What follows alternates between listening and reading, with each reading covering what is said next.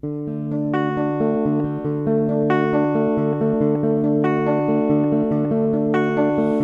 was in the Natural History Museum examining their beautiful collection of rare snails when suddenly an ammonite, whose name turned out to be Ian, broke out from the shale. He said he had a tale to tell about the spirals that do dwell in the centre of every living cell and shape the universe.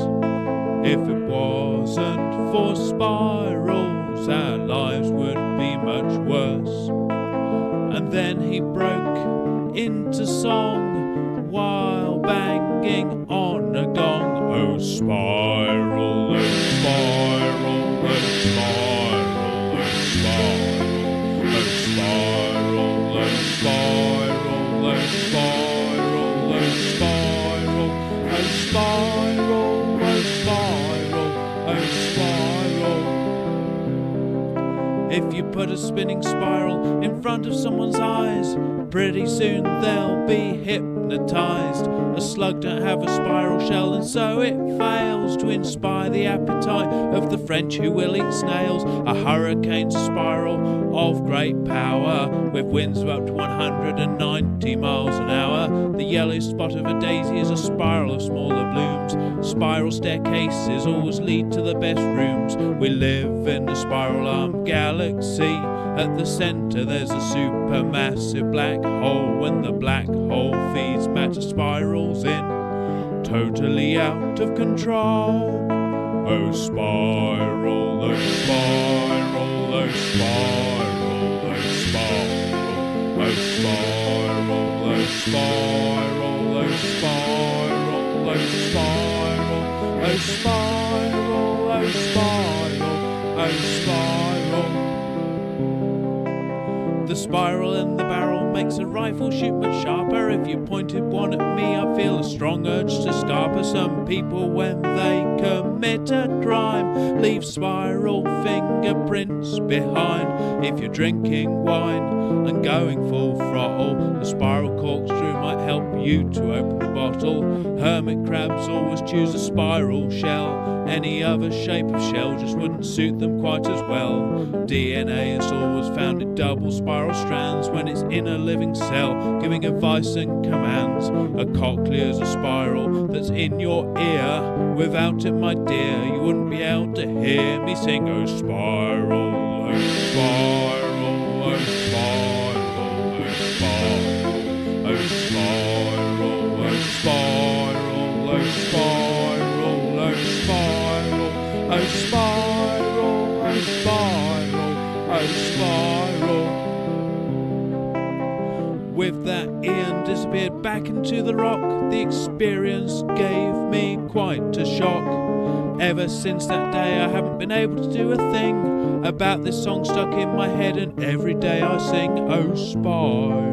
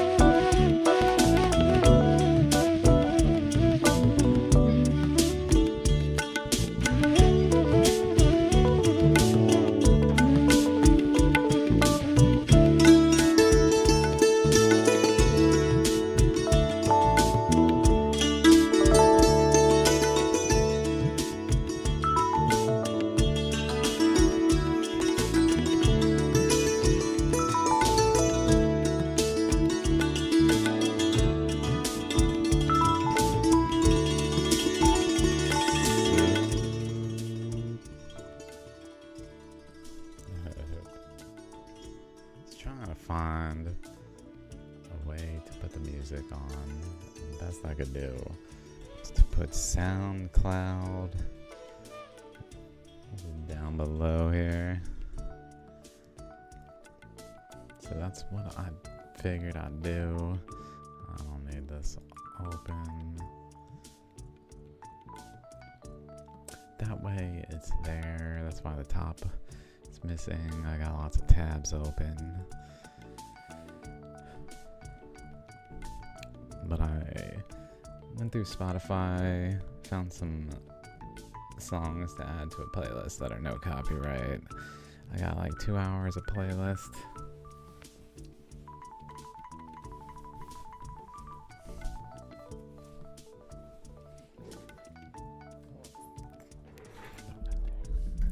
Sup dudes, down here now. I'm just lazy. There's 2 video cameras up there. I didn't bother to get them working again.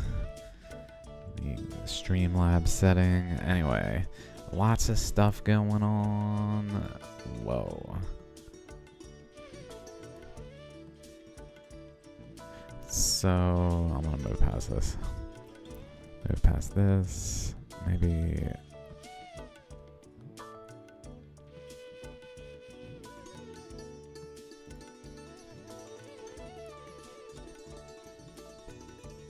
So I read through this paper. I could talk about this. Or I could just jump to this.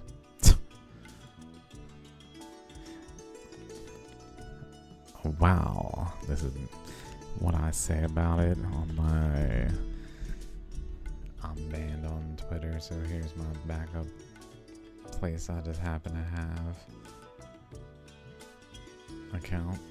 Wow, I shit you not, there's a real claim in modern science that the only fossilized specimens of an extinct shark-like fish called the Helio or Helicoprion, not Helio, but Heli, are spiral-shaped jaws that look just like ammonites but with teeth. Just happen to look like ammonites. Spiral happens. I guess that's the argument. Spirals happen. Spirals happen. So this ridiculous creature. Ridiculous. Oh yeah, down there. Ridiculous creature. Supposedly existed in the Permian up until the Permian Triassic boundary, the major extinction event of Earth. Of all of them, the most major one is the Permian Triassic. And this thing, that the only evidence of it is its spiral teeth structure, existed, according to modern science, for 20 million years, from about 280 to 252 million. Radiometric dating.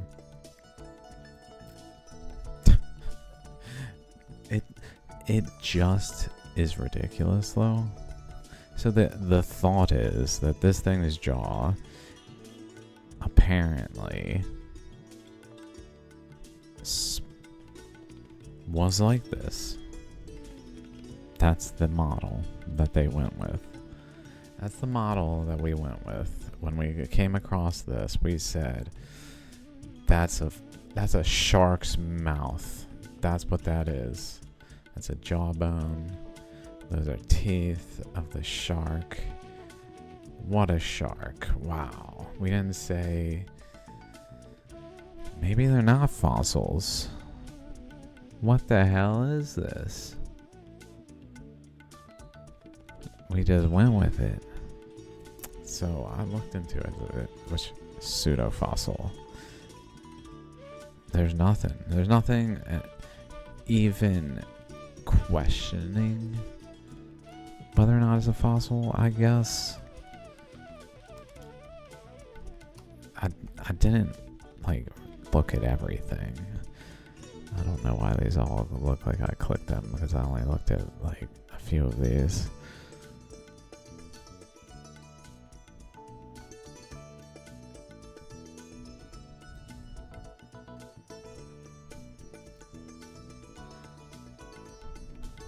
But notice in this paper too, the other paper,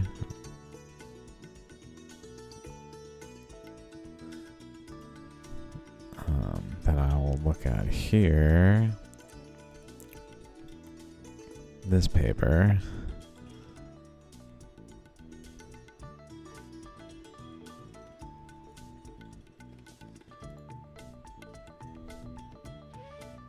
has a map. Here it is. So notice time of Pangea, where it's all boundary between continents as they are severing, and then at the boundary of the continent, which according to plate tectonics was just at the edge of the ocean, but was actually where the Earth was severing, just like here, because the Earth was expanding and does not function under plate tectonics. So the Earth was being cut apart, and at the regions that the Earth was being cut apart, actively being cut apart by the expansion process, severing the crust into continents so that the crust wasn't restricting the Earth from growing so that it could expand. It severed these crusts apart and then expanded. And where it severed, these saw blade looking tooth structures are found.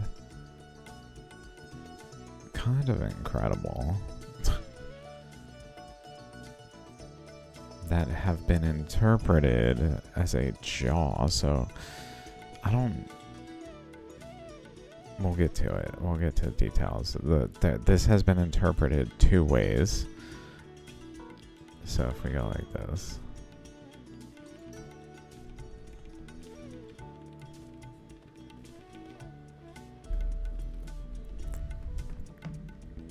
Apparently, in the analysis of these, it has been interpreted that, like, if here's the animal, the ridiculous, just out of control shark, if this is the shark, then how this fits in is either going down and just spiraling down here for some reason, where then it's like mouth overlays it, and then it has teeth pointing up that literally just continue around the structure down here, or where it goes upward and in, it has the teeth still.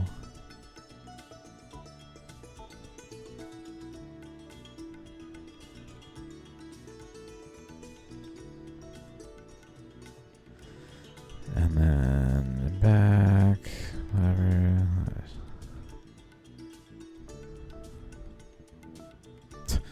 Maybe not the best, but has the teeth still, overlays it with some, so that it's in the mouth.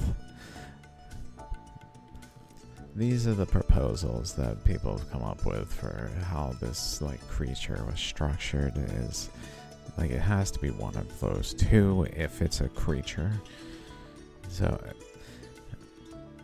mind you, none of this is discovered.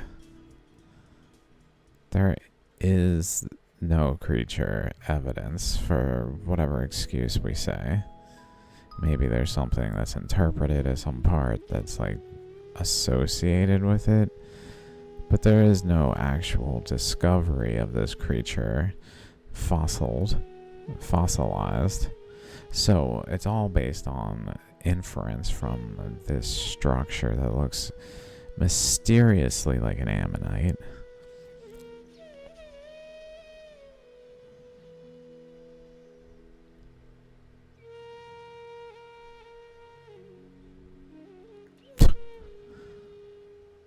And this is one example.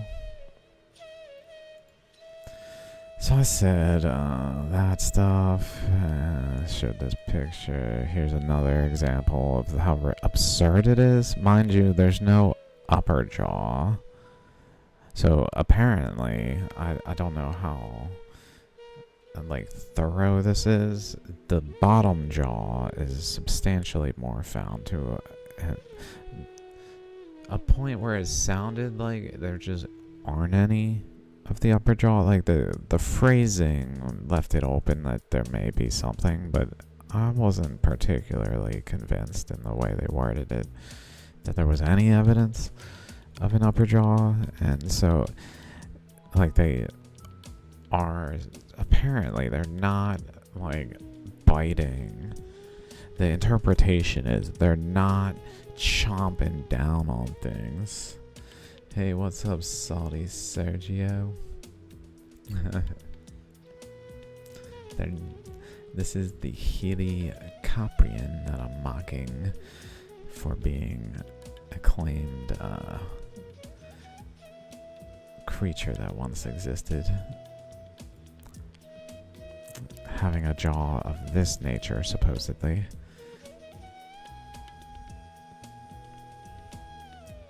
But the curious thing is it doesn't seem to have an upper jaw even. So like, even though it has all these teeth, it's like biting into nothing, which doesn't even make sense.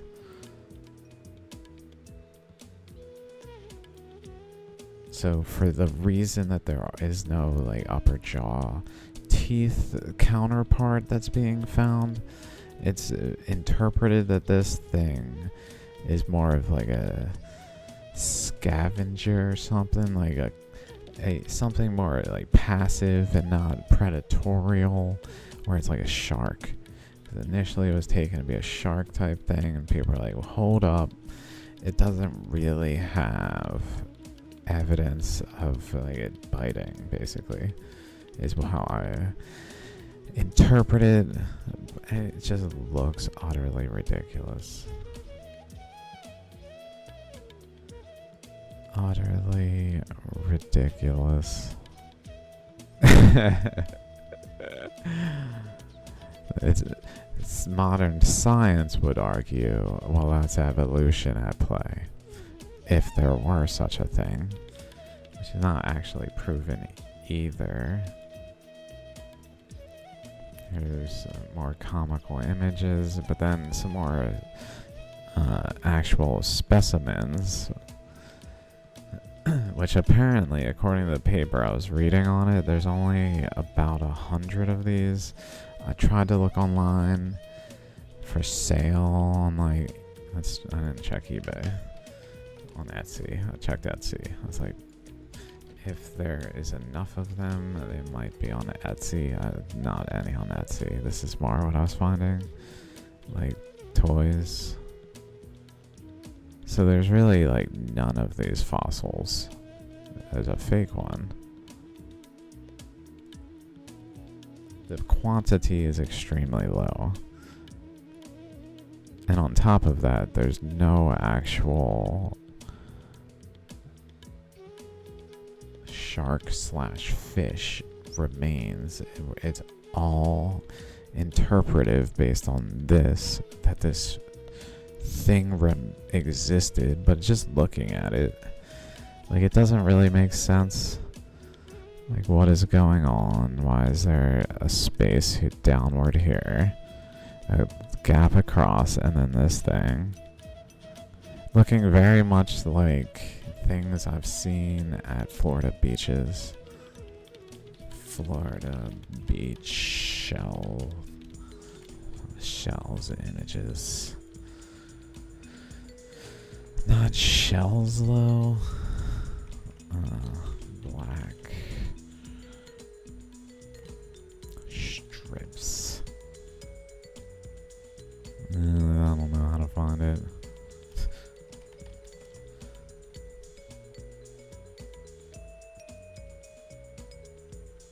besides grabbing one. Anyway, reminiscent of those things where there's a bunch of shark teeth found. Shark teeth.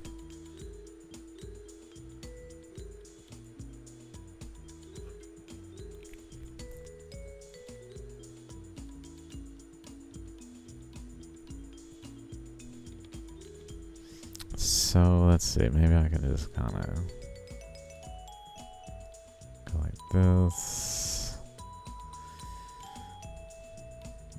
It's probably worth actually, before I do this, going through the rest of this post.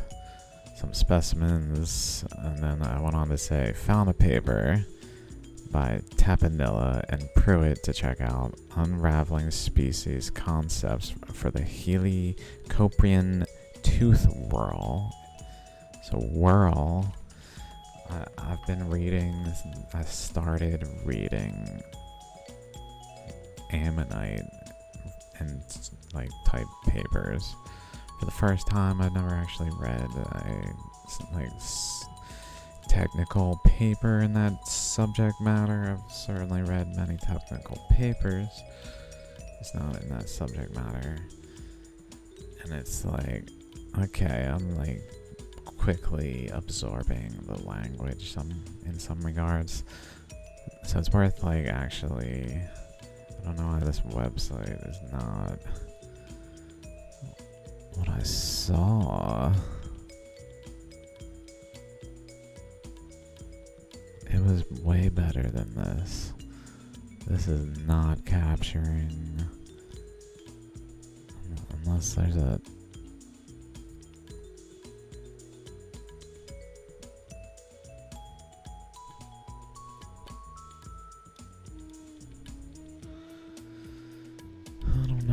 that's alright. Essentially, the gist is it's like 360 degrees. Yeah, there. Oh, maybe this is the link. Yeah, this is the link. So, this language is used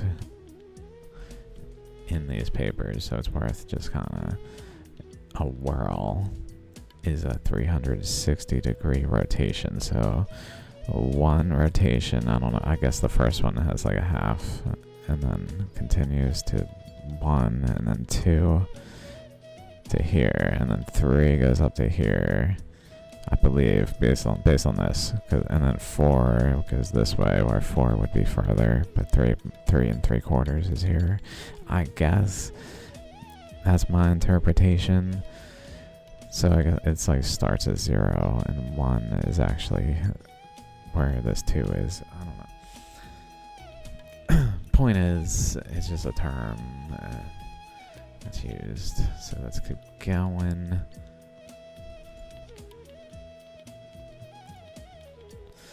The abstract. The genus Helicoprion is preserved primarily by a continuous spiral root that forms the base for more than 130 teeth. So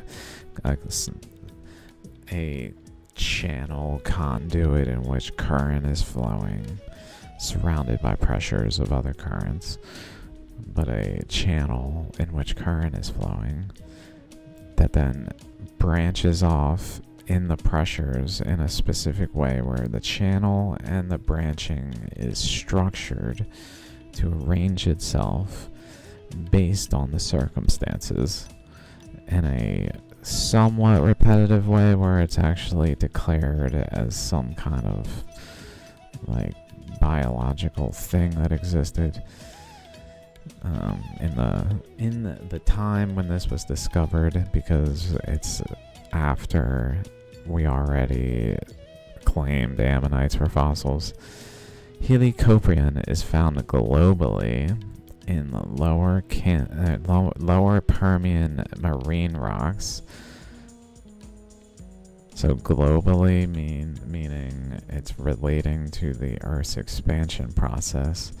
Lower Permian meaning it's relating specifically to like the buildup in pressures when the Earth is really at the cusp of severing apart in the Permian boundary, Triassic boundary time, that is considered a major extinction event, when really a lot of energy was built up and leading to certain things manifesting in the process of the global flood. That was what was actually causing it all, which is why it's very commonly a marine setting. And at least 100 specimens exist in public collections worldwide. So things that are accessible to the general public probably are more. I don't know how many more. Who knows? There's probably more out there. But 100 that have been found. Let me shrink myself a little bit, I guess. There we go. Did you have a follow-up, Salty Sergio? I'm just kind of...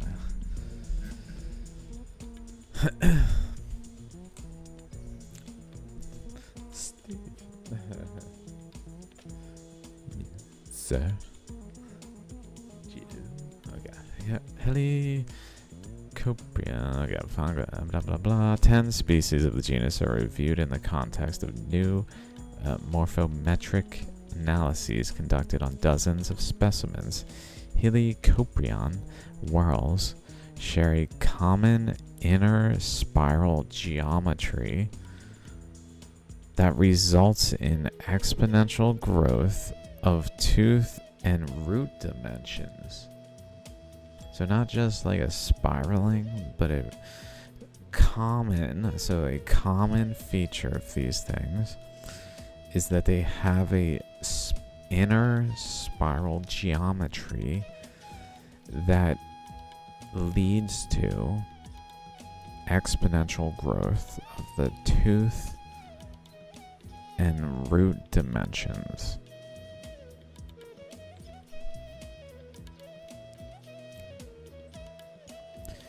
It's very like energy propagation when a eddy is growing, leading to larger manifestations of things and in an exponential way.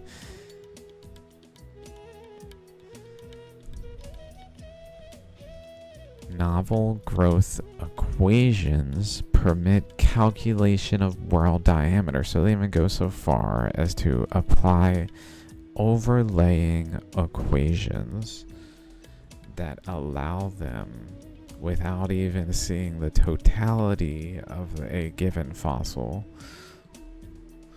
to then extrapolate the larger structure of the Helicoprion jaw based on the equation, because they are very mathematical.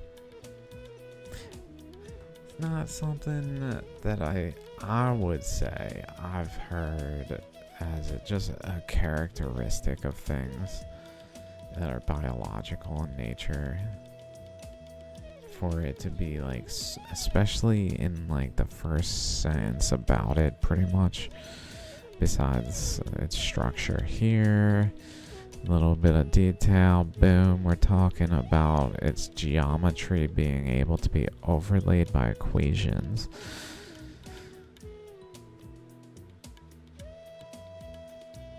Like, can the human body be overlaid by equations? Sure, some, like a snail shell, it maybe is more argued to be more in that nature. But when it is the jaw of a fish that looks as ridiculous as this, where the only bones ever found fossilized because of the circumstances of the jawbone, of course, are the jaw. The jaw that just looks like ammonites, maybe because they figured out a way to eat ammonites by the jaw structure. Is that a thing that has been proposed? I don't know. Don't know. Maybe. I wouldn't be surprised. They're like, it doesn't make any sense, but it must be because they look the same. That's how we do things. They look the same. Boom. And as a noun, Mary is a fine fuck.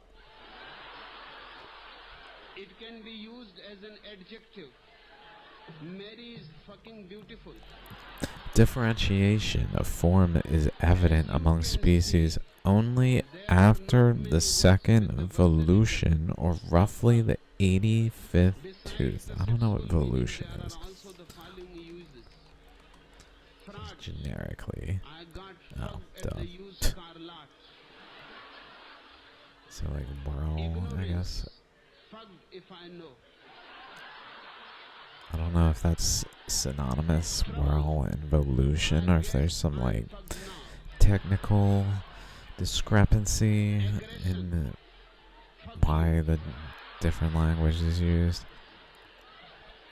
Certain specific one has widely spaced, stout teeth with tall cutting surfaces, and is distinguished from a different one which has narrow, closely spaced, so widely spaced, closely spaced, and then tall, short cutting surfaces, and then an intermediate form having narrow, closely spaced teeth with tall cutting surfaces. So they go from Request. Get the fuck out of here. I guess something like this, Hostility. narrow and near, Fucking head off. and then wide and spaced relatively, I guess. I don't know if. And then an intermediary where they're narrow but tall, Who gives a fuck? like approaching the tallness of that, Innovation. but these are wider, I guess, Get a bigger fucking hammer. where it's like transitioning. Surprise. That to me makes me think of like pushing the boundary. Like it goes, like if energy flows a certain way, it runs into some resistance, where then it's led to propagate sideways, And it is very healthy too. and maybe it's led to do it in a tooth-like shape for some reason. Because of the circumstances of the currents at play.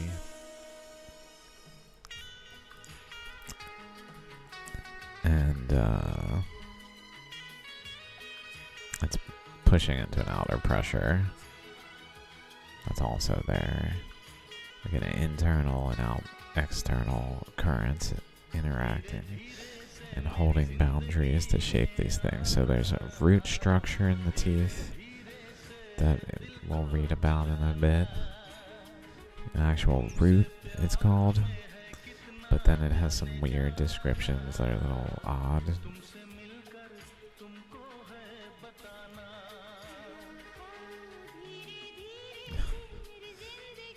So my thought though is maybe it kind of can like push out to the sides a certain amount based on the environment, unless it pushes upward more. So it tends to go like out a certain amount and then sideways a certain amount.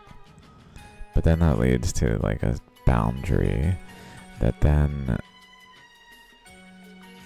does it again. So it goes out a certain amount and sideways a certain amount. That in this instance is just becoming more of a tooth-like shape.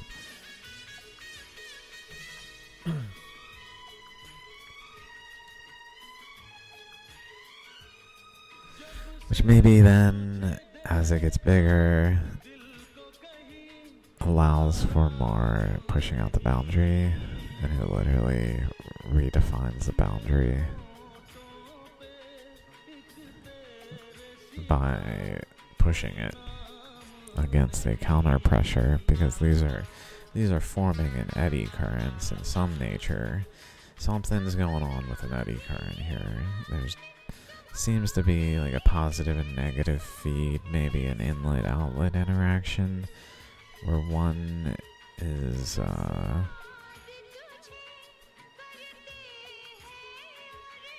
flowing in, compressing, I guess. My thought would be compressing would make sense, where like an inlet is generally flowing like in the region like this. Let's just suppose for a second that there's a band of current that's flowing in here.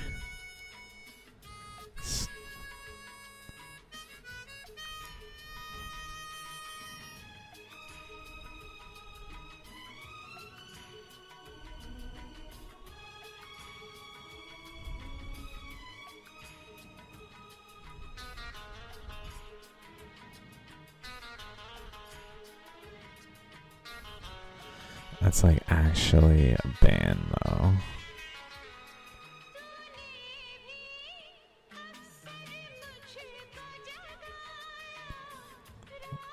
Generally to the tips of these things.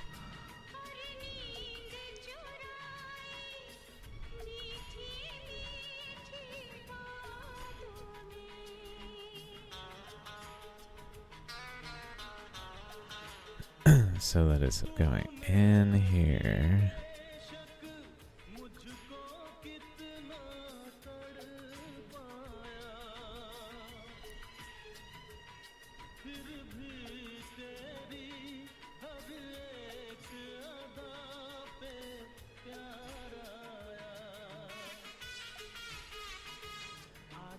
And then out here.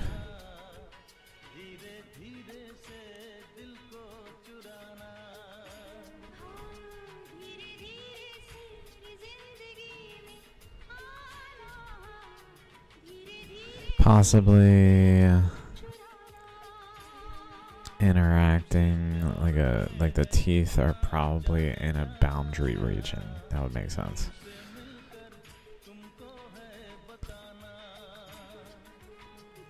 Since these are so close to the Permian-Triassic boundary only, my thought is they're extremely high energy. Ammonite structures are almost like a radioactive decay where it's so unstable it can't last very long. So the inflow and outflow are maybe moving too rapidly or something. Something's going on with the inflow and outflow that is breaking down the ammonite structure and turning it into these teeth instead. So like in this area, we would have the red current really pushing in to like where the teeth are here, especially really meet, not necessarily down to the bottom, as in terms of where it's pushing in, I guess.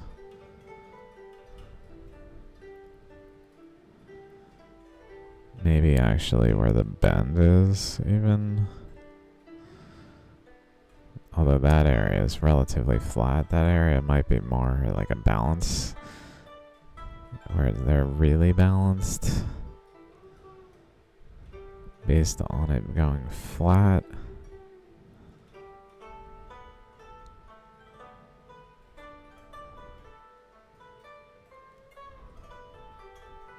So in this whole region is both. We've got this going this way, and we've got the blue, which has a boundary up here, going this way.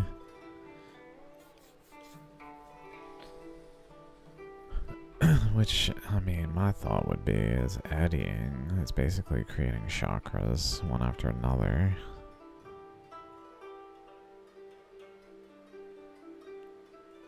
That it's generally eddying around by the interaction of these two. So like if a first current is going this way,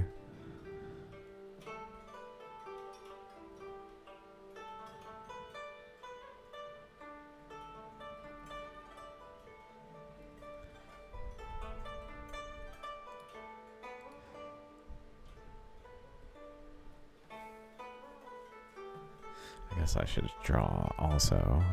Like this boundary is maybe shared relatively. Unlike over here.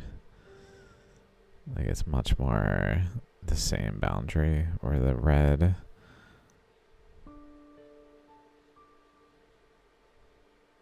cuts into the teeth though. So it's like cuts in here, but it doesn't cut into this portion of the blue. It's abutting the blue, creating a harder boundary. I would think, that's my thoughts, but less of a actual collision of the currents, where one of them is like above the other though.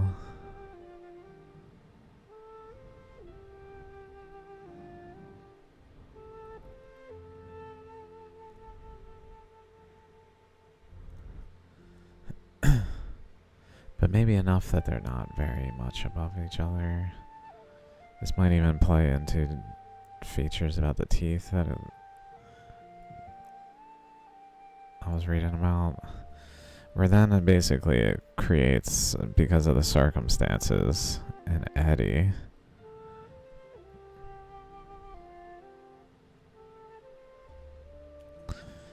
That within that eddy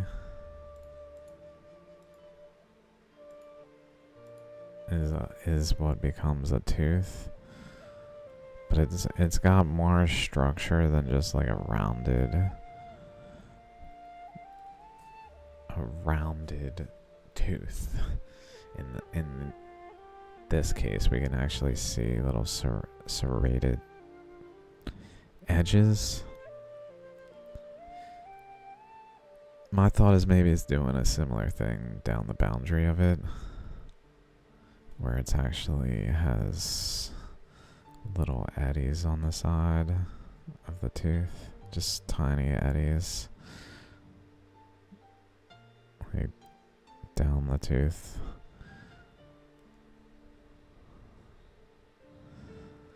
That are from the process as well, in some instances, due to pressures. I mean, I can't exactly reason out every detail on the fly. Anyway, let's keep going. So there's that aspect of the teeth. The spiral tooth whorl of Helicoprion is a marvel in evolutionary novelty that has captivated generations of paleontologists worldwide. So notice some details. I don't want to like nitpick it because this is someone's work and it's like very important work, obviously. Like to even exist is a great gift to humanity. But point is, it's the reality of the situation is captivated generations of paleontologists because it was discovered after paleontology was a thing. So it was already, it's kind of like shallograms when they first, Western world first came across shallograms. They already interpreted ammonites to be fossils. So there was no rigorous analysis of shallograms. There was just, they're fossils, we don't care. You can have them we don't care. We're not interested in your stupid rocks. Kick rocks, noobs. That's what it was like. It just didn't get looked at. And the evidence in shallograms that demonstrates that they are not fossils, ammonites are not fossils, is just totally overlooked. Similarly, the assumption was immediately made that these are fossils. It wasn't even questioned. It was at a time when the thought was already erased from the collective mind. We were no longer allowed to think the thought because it was basically disproven and people moved on from it. It wasn't really taught. It's not taught anymore as a idea. It's not like considered. Ultimately, that's the key. It's not considered anymore. The unequivocalness of scientific literature in the assumptions is kind of so like it makes sense that it's not like physics, so it's a little easier to, with people agreeing, to just kind of say something that the editor just accepts or agrees with enough to just say it and have it look like it was based in anything other than interpretation, when it's just like a statement of fact, but it's purely the interpretation of the author, but printed in a distinguished way so as to appear as if it being like passing through the gauntlets, it has been tested enough where it can be just seen as doctrine and taken as fact. It's kind of surprising because like there's literally no mention of the potential that this is not a fossil. Like, I guess maybe someone talks about it at some point. Anyway, I don't want to get too distracted. But 10 species are known from a 20 million year interval of lower Permian. It doesn't actually go to the Permian-Triassic boundary. I think Guadalupian Permian is like right before, yeah. It goes to the end Capitanian extinction event, I guess, but not quite to the Permian-Triassic extinction event.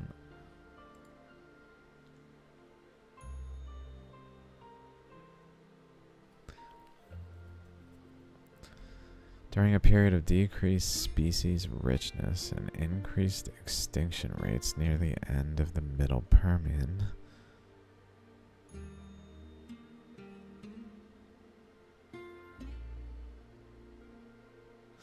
Okay. Where were we? Oh, yeah. Okay, let's just keep going. Marian rocks deposited along the warm water epicontinental basins and seaways of Pangaea. Basins, places where eddies were happening. And seaways, places currents were propagating that were ultimately feeding the eddies. So warm water settings. An inventory of public collections reveals that of the roughly 100 specimens in the world, 1/4 are from the locality in the Ural Mountains, Russia.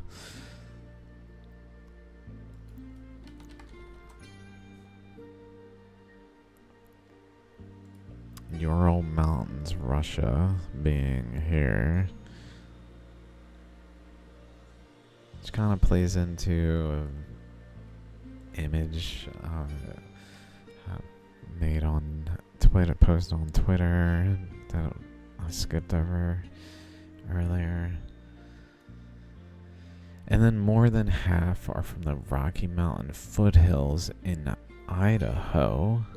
It's not the whole of the Rocky Mountains, but foothills in Idaho, which made me think of other things. Western Idaho shear zone, but it's at a different time. This is at a different time because this is Permian. With access to the single largest collection of Helicoprion at the Idaho Museum of Natural History, this study presents a new analysis of whorls in an attempt to redefine species concepts using modern geometric techniques that have proven useful in other chondrichthyes tooth studies, more than 100 enameloid covered, so they have enamels or some kind of coating that has been interpreted as enamel, making me think of like the Ammonites.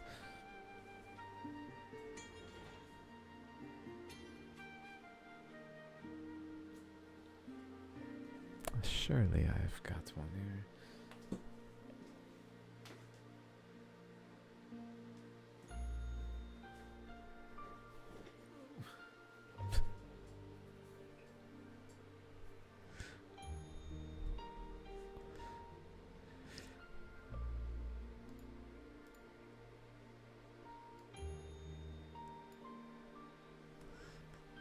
Like the way it layers, it actually forms a coating on these structures when the current inside, there's basically a captured current internally that's forming this eddy, pushing out the boundaries, while a larger eddy is creating it and keeping it there and interacting with it, so that then the two mold the materials and actually form boundary layers that are smooth, whereas underneath it is kind of like rough. Like that's rough, but like right here is smooth because it doesn't have the surface material removed, because it has been coated, whereas over here it's actually the surface layer is removed, and we even see internal currents that were shaping it, having weird structures that don't really make sense for modern science. I've talked. And then over here some more coated.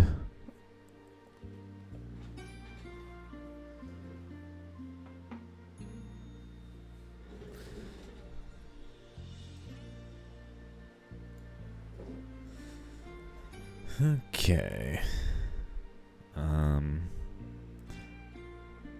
But yeah, so they call them enameled along a common route, which is, I guess, the spiral thing that forms a cartilaginous, so supposedly having cartilage, which I believe is based on like structure around this ammonite like thing, where current flows were involved, where they actually shaped the surrounding in a way where it has layers that are being interpreted as cartilage, kind of reminiscent.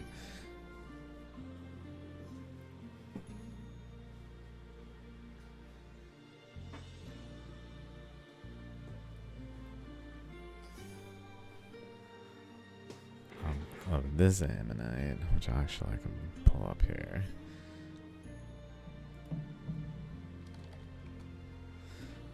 Let's see, favorites.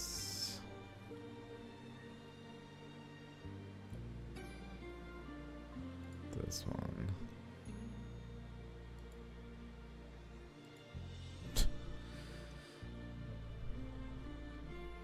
With this curve around it. Where it's got this boundary.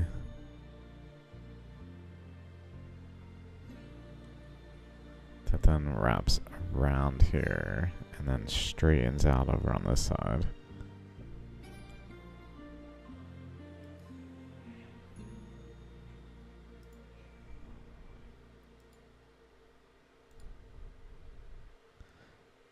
Cartilage, reminiscent of that. That's what I think when I hear cartilage.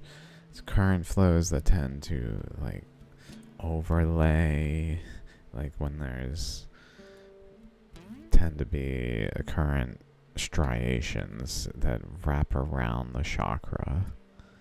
Those are like overlaying one another so that one of them is going straight. Oops, I keep going to that camera. One is going straight, and then abruptly another one appears, and the first one disappears as the other one dips down to the surface and creates its striations, and then another one, as it wraps around, keeps doing that and creates a actual structure of like linear sided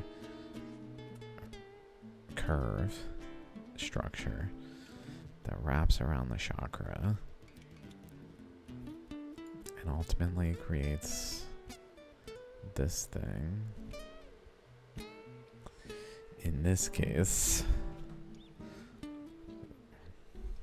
which we can see in this unfortunately, maybe in this broken shallogram. Sorry for your fate shallogram.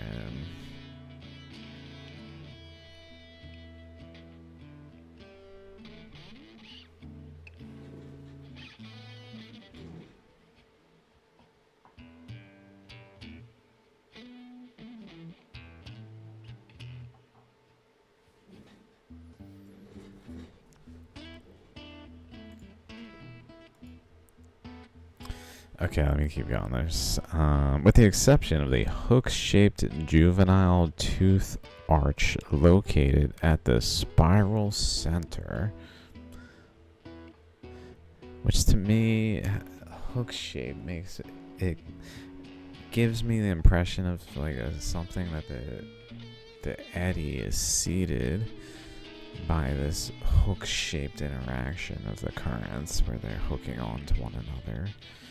And literally growing to a point where one side of the interaction is flowing in and the other side going out is hooked on it, so that they're like caught on one another some reason. I guess it maybe like where it comes to this end, it goes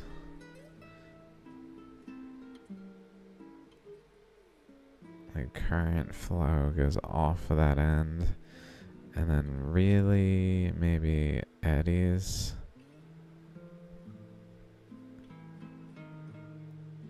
like in this location and then goes around to create like a circular kind of region here, but then so that it's basically going this way and then this way.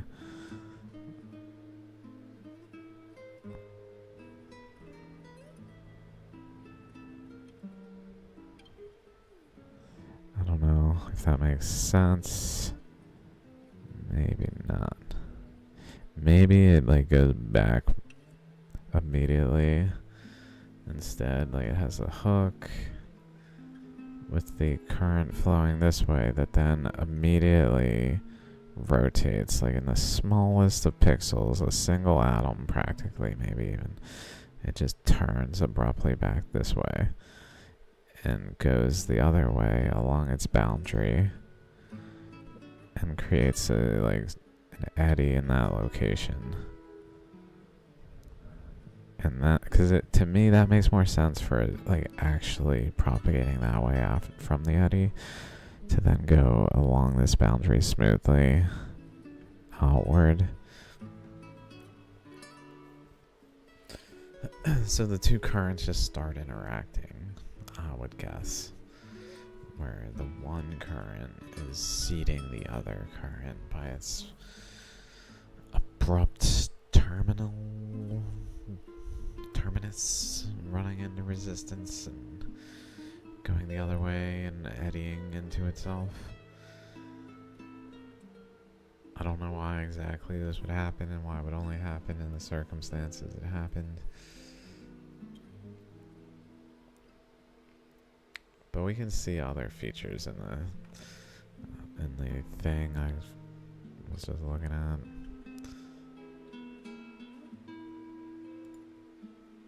like over here. There's a circle. There's a larger structure around it. It's not really this, but then that structure around this circle thing goes up this way. Generally goes there, while this side goes kind of up that way.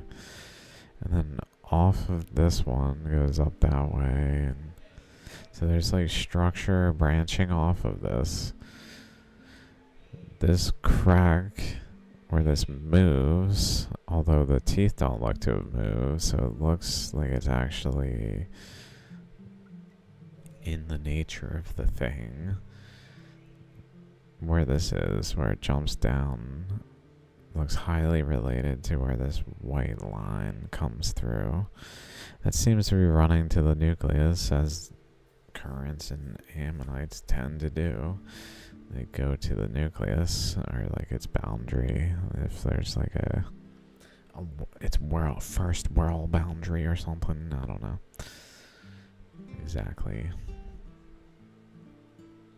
Some other stuff going on. So the Matrix seems to have some features around it that are at least curious. And then the teeth are very sharp. Like this just kind of doesn't make sense to me for how the teeth are layered. It's like pieces of paper almost, or dominoes or something kind of appearance. And in the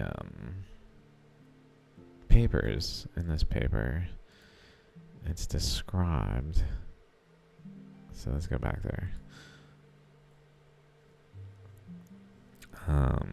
Have a rough. So with the exception of the juvenile tooth arch, hook-shaped juvenile tooth arch, all teeth have a roughly triangular, laterally compressed. So there's compression where the eddy is then forming between the compression. That's a major part of what I have said about shallograms, where there's just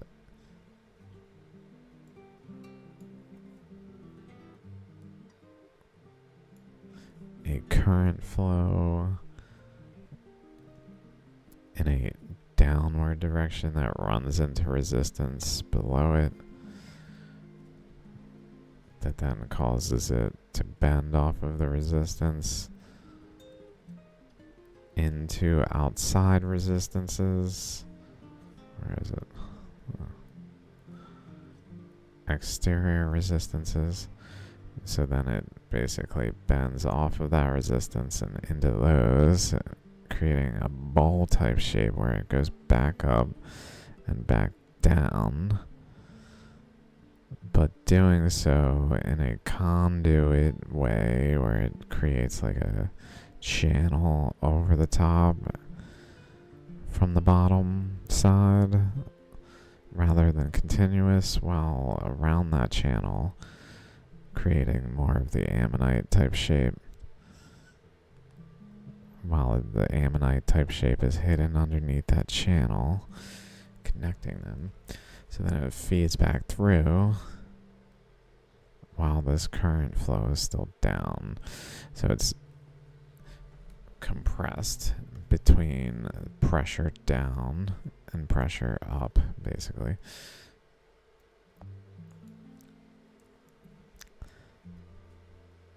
So when the tooth is compressed into this like that, it fits what would be happening with the ammonite, which is compressed into it like that in this way.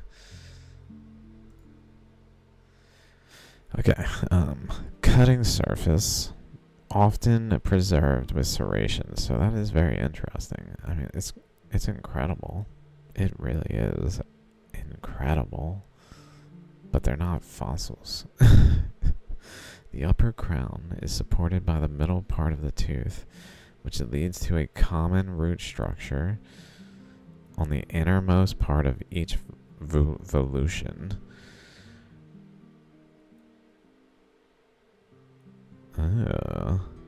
This seems to suggest, if I'm reading this right, that there are different root structures with each whorl, with each volution.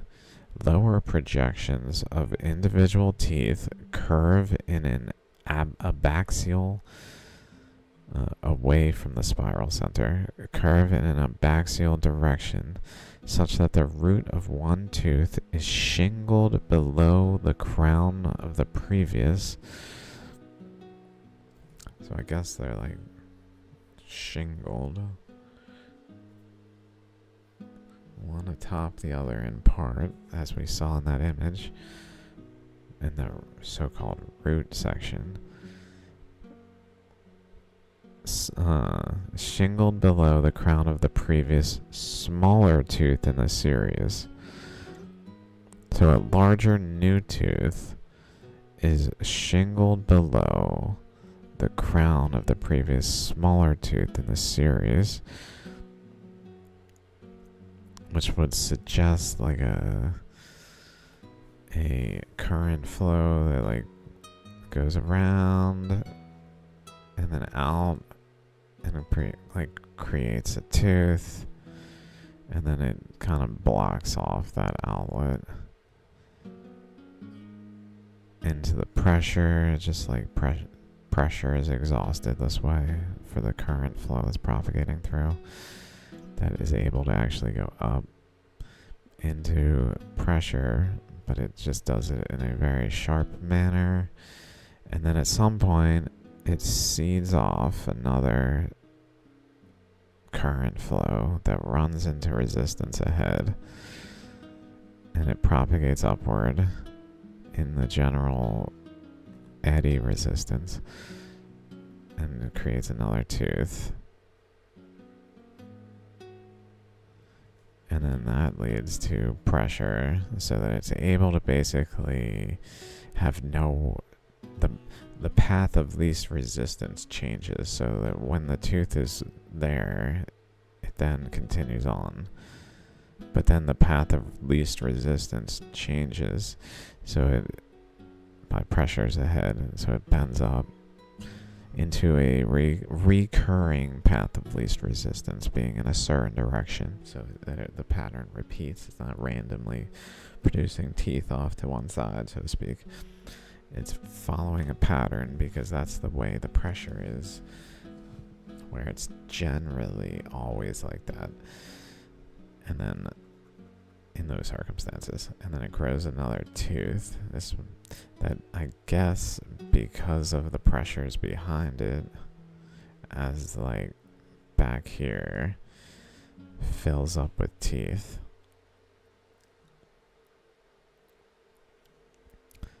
When the next tooth comes out, it's able, or not able, it like has it requires more pressure, I guess, to spawn the next one, to get through the resistance at all of not just like going into this tooth. Maybe because like there's a back pressure, as the current's flowing, it could just run into resistance where it's so much where the actual path of least resistance is just go back the other way. Like if the pressure is behind it exhausted and it just flowed out instead, then it could just flow out the other way. So there is probably just a general like pressure tendency the other way, so that as more teeth build up, there's actually more pressure to get through to exhaust the eddy. Like for this current to go back, it wouldn't just like go along this path. It would have to really more so go into the tooth, out of the tooth, into the tooth, out of the tooth, into the tooth, out of the tooth, into the tooth, out of the tooth, and move anything that's able to flow out of the way, so that the pressures involved in this could actually exhaust.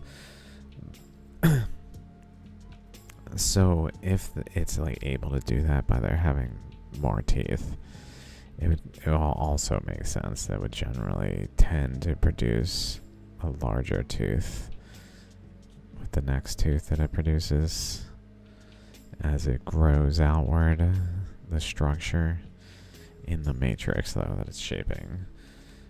And there is no fossil, no creature involved in the process, such that the root of one tooth is shingled below the crown of the previous smaller tooth in the series. The lower projection of the enameloid does not cover the lowermost part of the root. So this layering doesn't coat the root. That's a little odd. I don't know if that's common in teeth, if that's a thing. Are the roots of teeth enameled?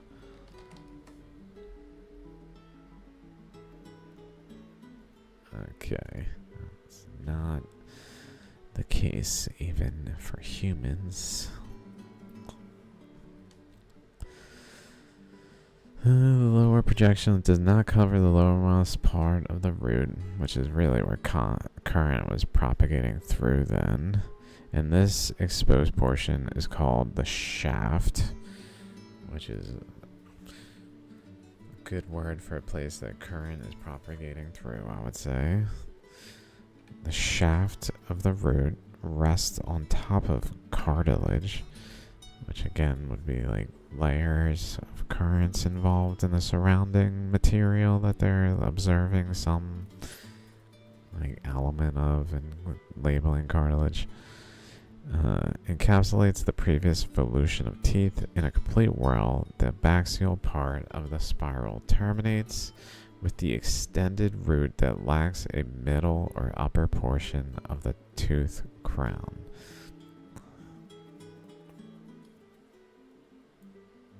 So the end of a spiral in a complete whirl.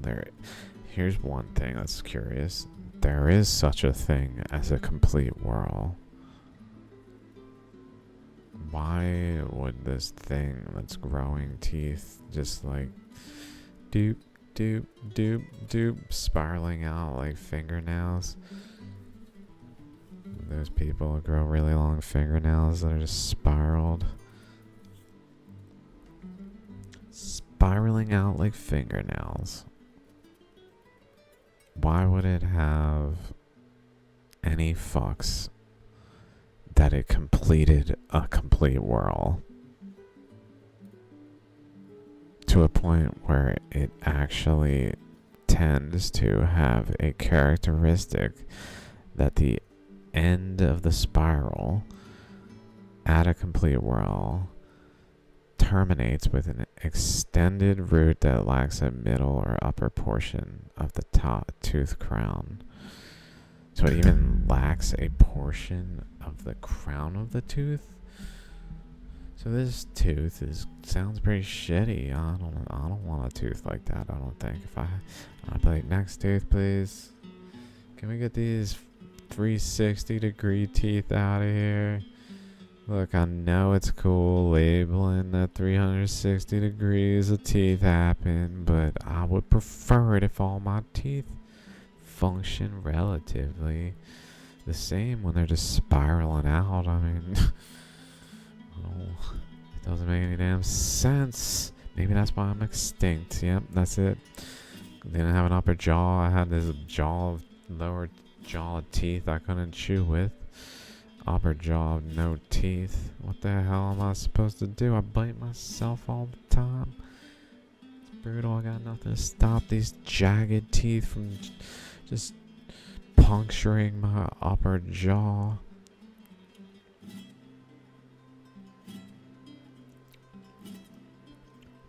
Except the shape that we have no evidence of. But hey, preservation of Hedycoprion strongly favors the tooth whirl over the remainder of the cartilaginous body. Fossils of the tooth whirl are frequently incomplete.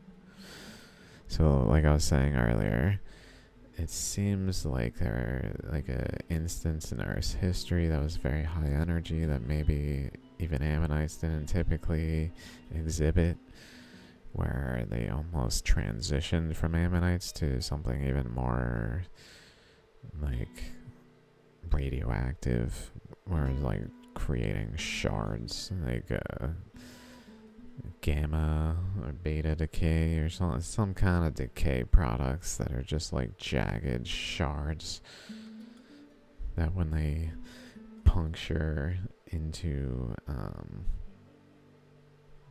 like a person's body,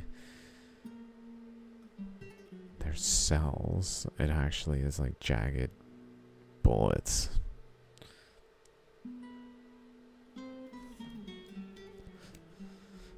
Very, very small ones. When it's from atoms doing it, but like atoms doing it. Whereas atoms are frequently more like ammonites in shape. But sometimes they break down and decay. Maybe this is more in that nature as well.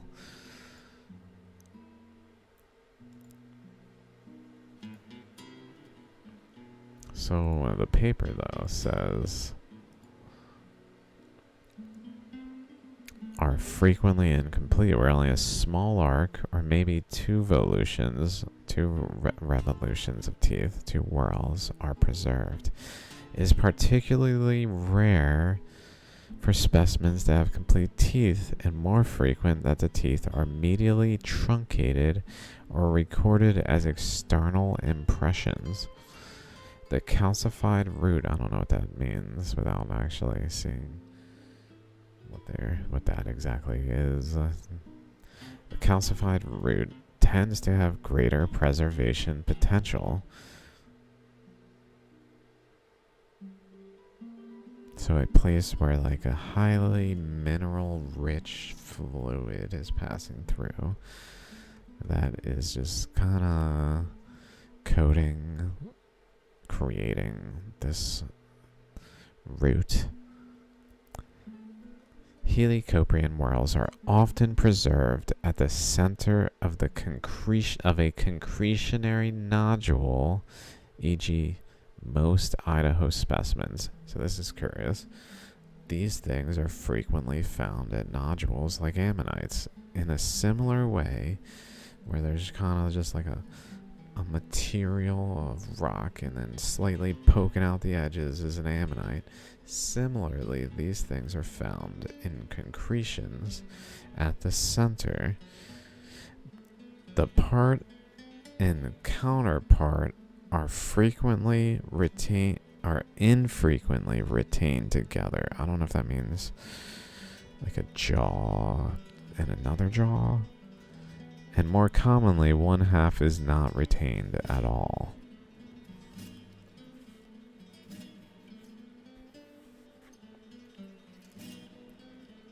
Concretionary preservation confers additional problems. So, because these things that we've interpreted to be fossils are formed in concretions, because they're actually eddies, formed by eddies that are forming concretions, like they form shallograms. Because we've interpreted them to be fossils, we see a problem with these concretions.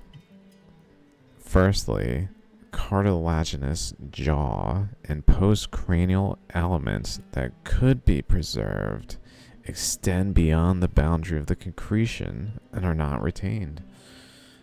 We just aren't seeing it because the jaw is found in a concretion.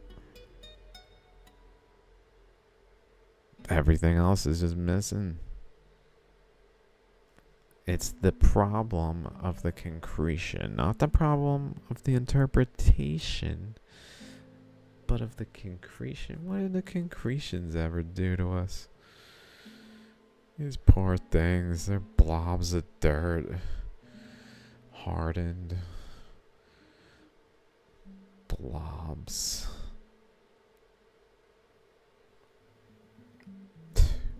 It's tough life.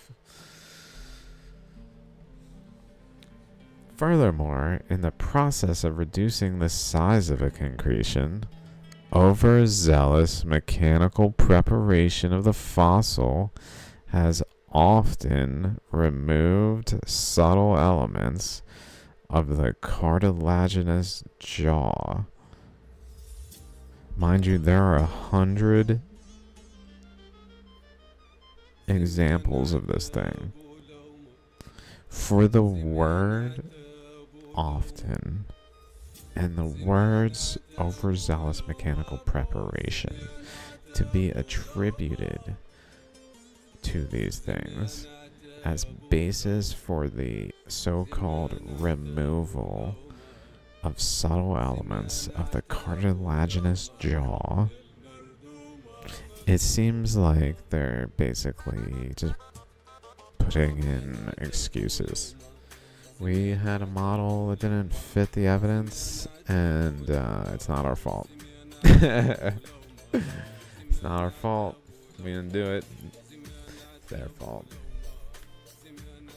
And the reader of the paper, the journal editor, is like, yeah, it sounds like it was their fault because these are surely fossils. Carries on, does nothing, like literally no subsequent thought to the matter. It's just accepted as fact when it's really just guesswork. Why did we not find the observations? Maybe because people fucked it up. Stupid concretions fucked it up.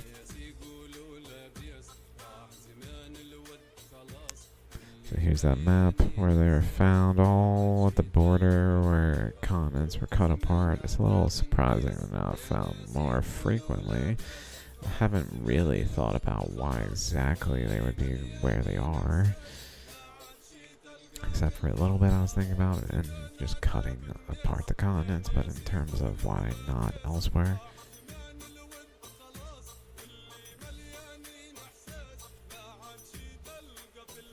The first specimen of Helicoprion was described from a small curved series of 15 teeth connected by a common root and found without provenance in Western Australia, so they couldn't tell where exactly it's from except Western Australia, and it was found in 1886. So again, 1886 is after we started to conclude things about ammonites in a modern way of ammonites are sea creatures from blah blah blah blah blah.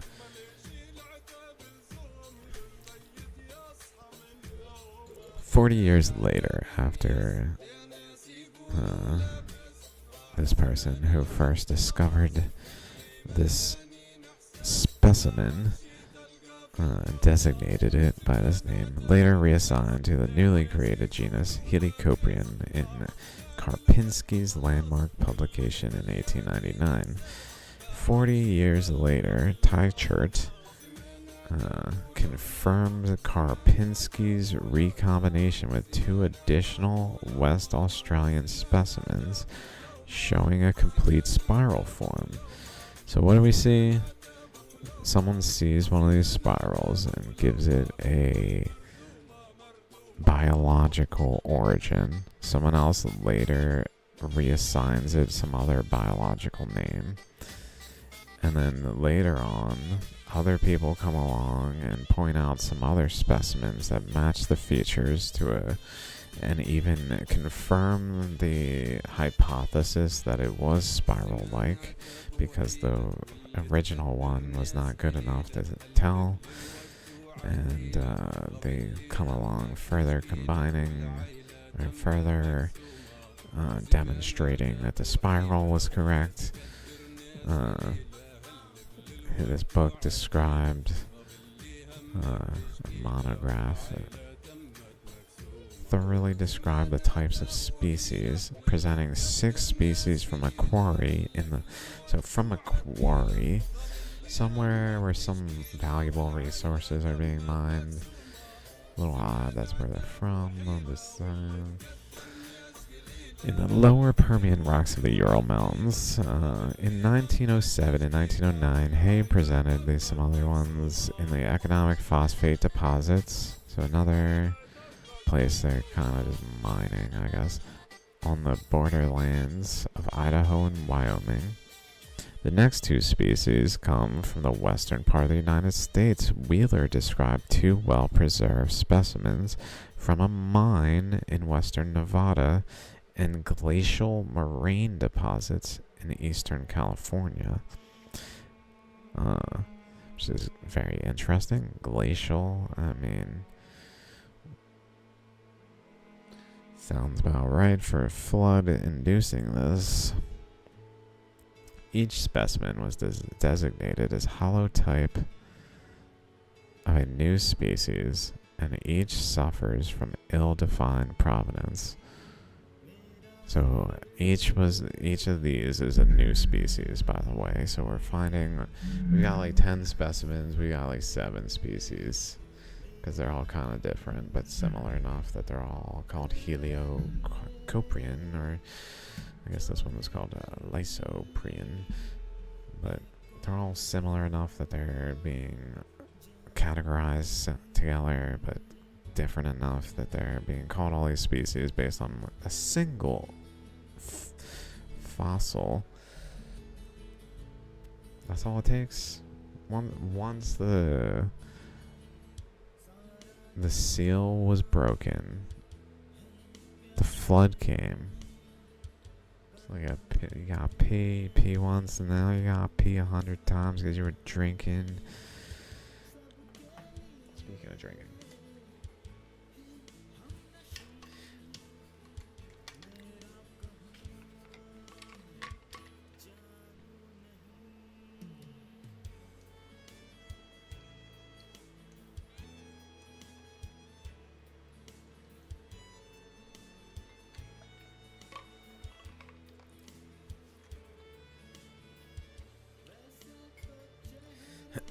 Even more curious, Wheeler's second species remains enigmatic. Wheeler reported that the holotype of Heliocoprian navadensis was collected by miners excavating the volcanic sedimentary Rochester trachyte, and therefore assigned an Artinxian early Permian age to the deposit using index fossil biostratigraphy. Some decades later, reevaluating the lithology of the specimen and determined that the rock type was inconsistent with those found in the Rochester area, therefore calling into dispute the provenance and age of the specimen. And this is now missing. The specimen is now missing. I was thinking the volcanic setting was maybe a little odd as well. So then here's some images from the paper. And then I went on to say this. First discovered in 1886. I put 1899 because of that other second paper, I guess. Well past the debate of whether or not ammonites were fossils, so there's nothing in the literature even raising a doubt.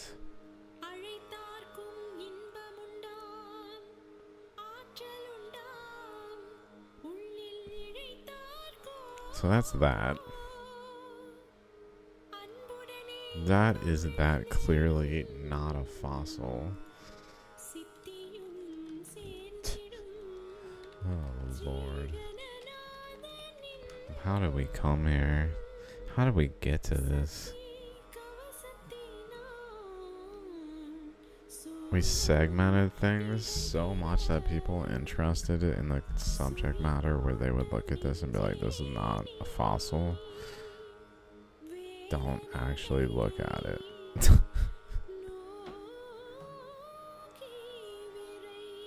Like, they might come across the things, but they're just, it's just accepted. Things are just accepted.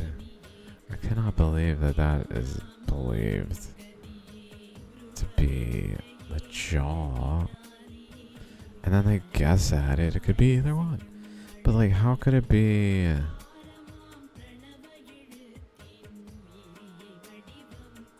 this way? Like, these teeth would have to point downward, like in here for no reason, as it like comes up underneath. Like, it really makes no sense. It's fucking ludicrous. I guess they are saying it's like starts here and wraps around and wraps in, and that's it. I guess that's more reasonable than the teeth being down here, but it's still fucking, it doesn't make sense. Could you imagine trying to eat with this?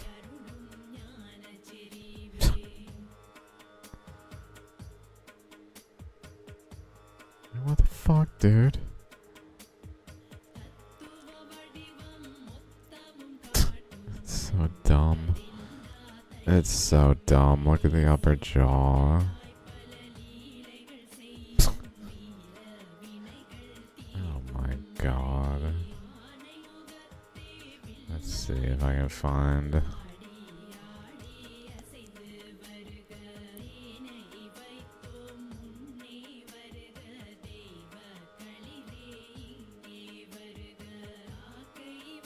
There's more varieties. Tooth whorls. Oh my god, you gotta be kidding me.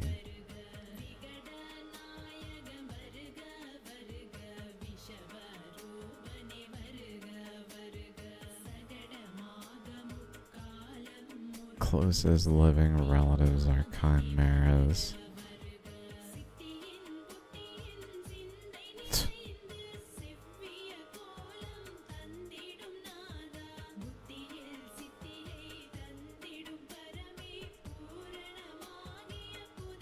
Spiral jaws.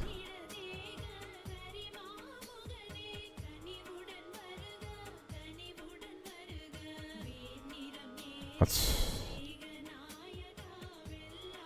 Oh my god. Like...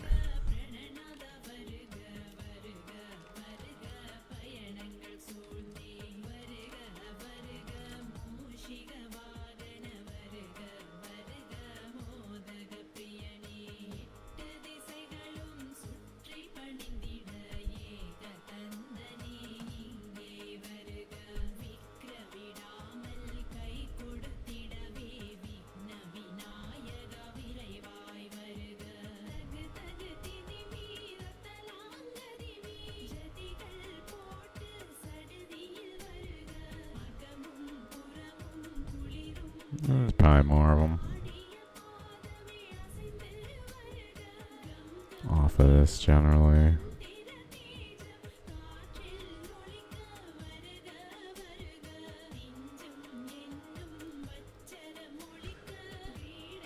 They just happen. They just happen. It's not.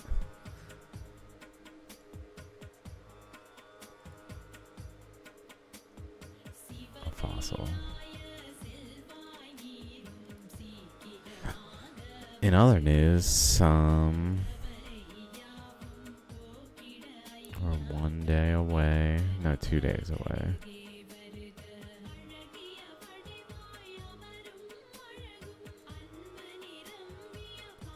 I did not pay these prices. I did not pay the prices, but I paid probably a lot.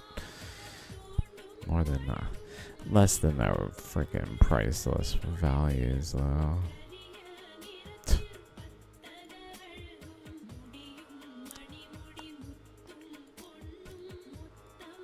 I'm stoked. Stoked we get to look at this. We're gonna look at this and see just how irrefutable it is. I can't wait. I'm so excited. 2 days, baby.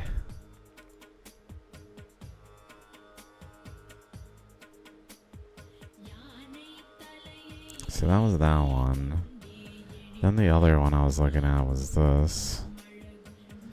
With in layman interpretation of heteromorphic ammonites. Heteromorphic meaning this kind.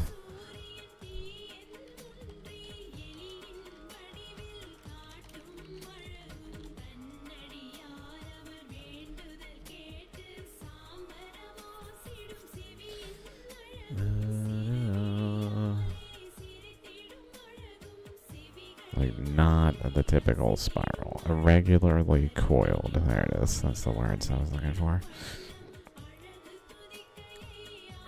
The paper is of this kind. I'm pretty sure that word specifically is used, or maybe it's this one, Alocriocereus. I think that word also comes up though. But of interest is there's actually features of ammonites that are found around them. These things.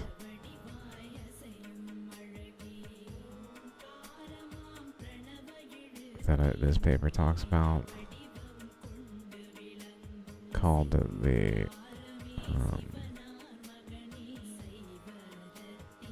where is it? Apteki.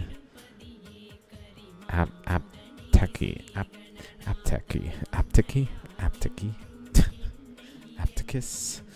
I don't know. This thing.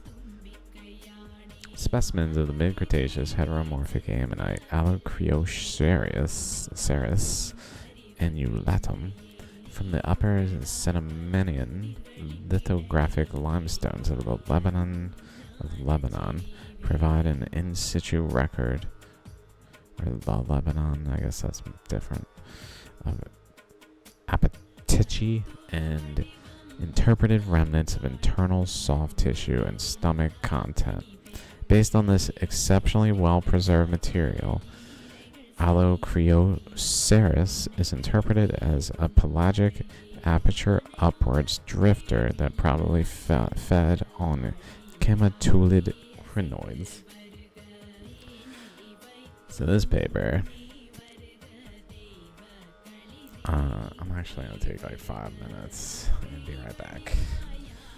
I might as well take a break here. I'll be right back. Maybe I'll just play this Shalagram video in the meantime.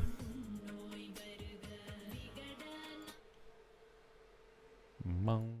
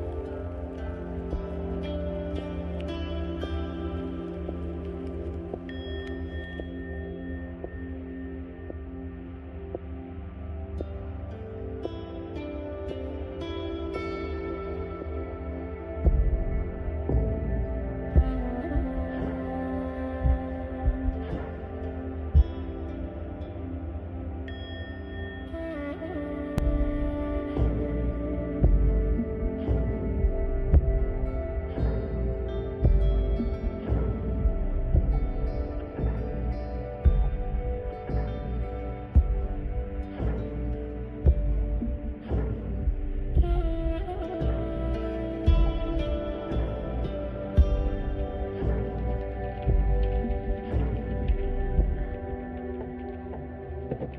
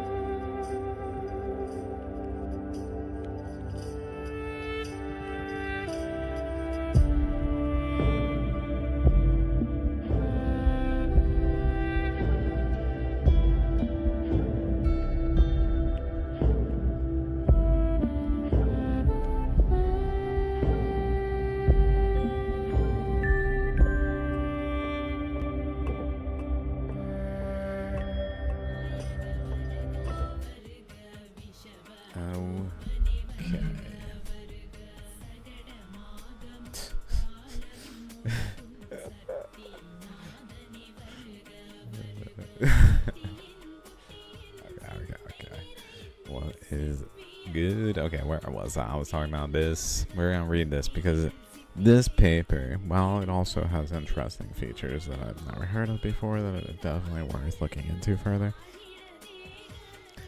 it really, to me, demonstrates the state of mind that we, no offense to the authors, that we are at, that we've accepted these things as fossils to the point that this actually is how it like manifests for something like this. So let me get a little smaller again, I guess. Heteromorphic ammonites, irregular ones, have long been considered to witness some sort of morphological exhaustion of different ammonite lineages, foreshadowing the doom of the whole group by the end of the Cretaceous. So there was a time, this view changed drastically, so there was a time that this was an interpretation of these heteromorphic ammonites, is that they foreshadowed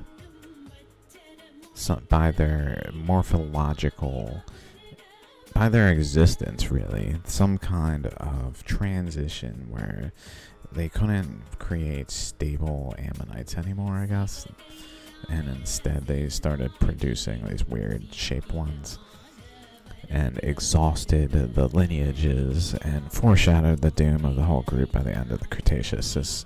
I don't know why that would be a thought pattern that was once a thing, but it seems to be what is said there. I might be interpreting it in my own eyes too much and not with the understanding of where they're coming from enough. Let's keep going. This view changed drastically when the majority of Cretaceous heteromorphic ammonites were classified into the Ancylosarcina, this one.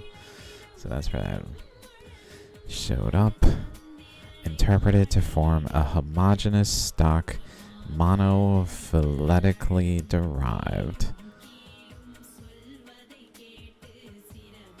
Homogeneous, so same stock.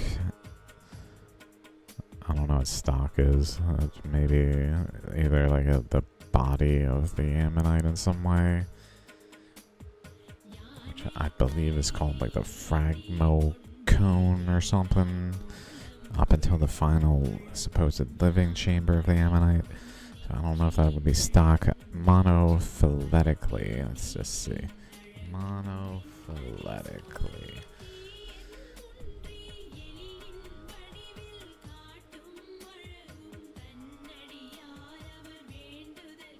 Share a common ancestor. Okay. Derived from a late Jurassic ancestor. Okay. So, to go back again, when the majority of Cretaceous irregular ammonites were classified into a specific group where they were interpreted to derive from a specific ancestor, so not the whole of ammonites. Now, heteromorphic ammonites are recognized as having been adapted to new ecological niches, hence representing a major, I found this curious, radiation of the ammonoidea instead of their decline. So, of course, this is when they were prolific, when there's evidence of them dying, if they are a thing. Okay. Heteromorphic coiling, however, has been a recurrent feature in Mesozoic ammonites since the late Triassic. Heteromorphic shell forms so strikingly different from normal plany spiral types have always attracted ammonite workers to speculate on the ecology of these organisms. For most heteromorphic ammonites, especially for those with a backward bent body chamber hook, the proposed scenarios involve a pelagic quasi-planktonic lifestyle with feeding from the water column. Nevertheless, little evidence of the body anatomy of heteromorphic ammonites, their major food source, and their possible swimming abilities is available from the fossil record. So ignoring these things, which are based on the interpretation that they were a living thing and they're not, the product of eddy currents essentially gone haywire in the circumstances where they kind of like sprung free and swirled in the surroundings a little more than in like the same location. We report herein, so there is little evidence of the body anatomy. We report herein specimens of the ancyloceratin ammonite Allocryoceras from the mid-Cretaceous pelagic lithographic limestones of the Lebanon that have aptechi and likely stomach contents preserved in situ. These fossils, notice here, if we just read this is a paper accepted, published, cited probably, and it's not alone in this method where it sees something, it's looking for something, stomach contents, it sees something that's there and says likely stomach contents. So let's keep going though, because you'll see why I'm saying like the actual words later seem like it's just kind of just purely interpretive and nothing based in actual evidence. Kind of like we think we see it because we want to see it, we know it's a possibility, so we're looking for it, and this could be it, so it's it, and at the end it's it, we found the blah blah blah, and it's it. And it's like it didn't really ever demonstrate it. These fossils are among the very scarce material that provides some direct clues. Blah blah blah blah blah. Considered and consequently worthy of being described in detail.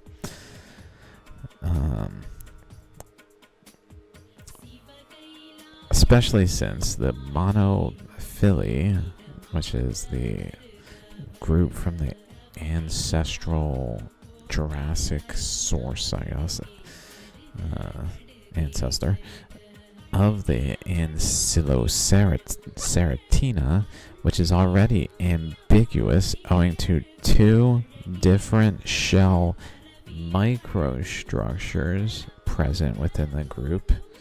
So they claim that already, well, this is all just one thing. It's like it's coming from this other group, this one group that's spawning these. We know they're weird, but it's because of this one group that went haywire.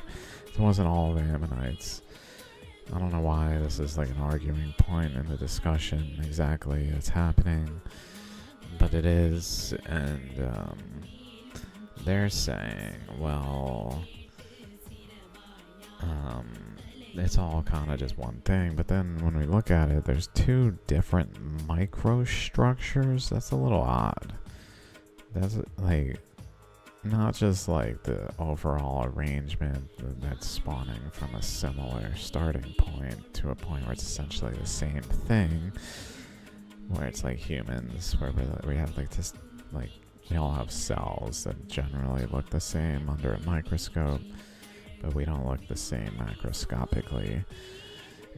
In this way, it would be, in my amateur awareness of the intricacies of the Ammonite world of living creatures that once were, it's a little odd that there would be two microstructures, and only two. Maybe if there were many, like a huge array of them, it would maybe make a little more sense. But if there's only two, then that really, first of all, it points to two things at the least.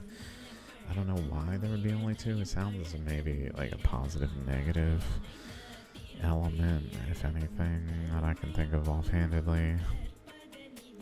Where like one is above the environment, kind of like by a certain amount of energy, where it like spirals upward, the other spirals downward and leads to like the same overall structure, but the microstructure is different because it was like a positive energy or negative void opposing, but still creating the same structure ultimately, but different microstructure. Something maybe of that nature. I can't really say, but it is odd in the current interpretations. It has again been questioned. Let me go back. Since the so the ancestral aspect has been questioned recently by this two-shell microstructure. Okay, so the microstructure, two different ones, has led people to kind of try to branch this into multiple groups potentially, maybe based on the microstructure according to them. And this says on the basis of different types of aptychi, which is very odd. Because these things are ammonites, and they're found with something called an aptychi, which maybe at a glance would appear to be like a shell, like a brachiopod, I think, kind of appearance.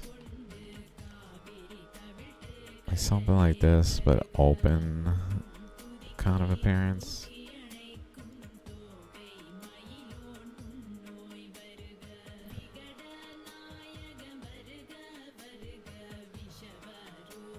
Like it's on there, but it's said to be part of it, and the reason it's part of it, and it is part of Ammonites, like it's related to Ammonites. It is related. They've basically, and this is what's good about the scientific method, regardless of our interpretation of things, there's lots of things realized and discovered that are documented, and people found ammonites, and they found ammonites around these things called aptychi or whatever, and they realized they're not just like happening to be around each other. They tend to be actually positionally on a certain location of the ammonite, in a way where people are like, okay, these are related, which means this must be part of the ammonite in some way, so they've associated with the ammonite and tried to basically define it as part of the ammonite. So if I go Aptchi, I think I'm calling out. So, as a type of marine fossil, is a hard anatomical structure, a sort of curved shelly plate, now understood to be part of the body of an ammonite. Paired Aptchi have on rare occasions been found at or within the aperture of ammonite shells. The Aptychus was usually composed of calcite, whereas the ammonite shell was aragonite. It's kind of ridiculous that it's like different materials. If it's just fossilization, I feel like it's a little weird in a fossilization setting. It makes sense in a current setting where flows of currents in fluid motion are eddying and producing complex structures and differentiating the materials within the eddy. They're leading to different materials as different portions of the structure that's formed that then leads to like calcite here, aragonite there, kind of thing. But when it's just like something sitting there,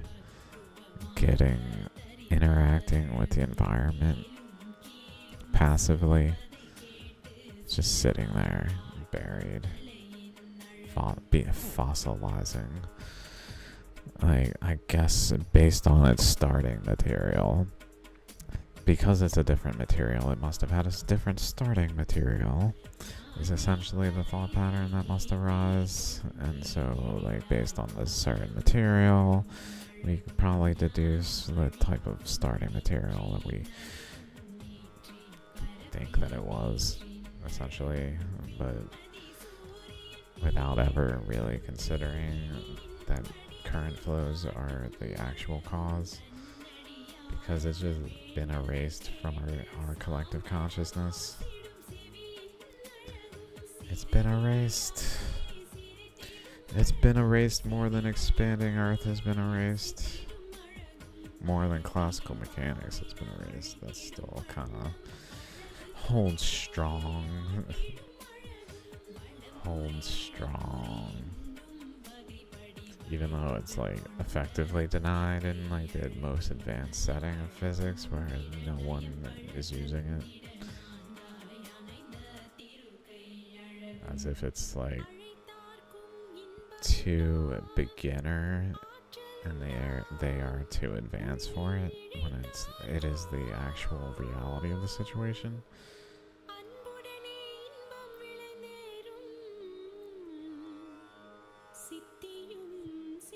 But it's so good that it can't be like dismissed. Whereas Expanding Earth is in a setting of geology where it's not used for anything particularly, like plate tectonics isn't really used for anything except for to like wow the masses with some pseudo truth. It's not actually used for anything. Like, even mining and things that may be like, oh, it's used for this. No, it's really the observations that plate tectonics is based on and what they generally point to that can be interpreted in any framework and seen the parallels and the relationship. Oh, this is here in this situation.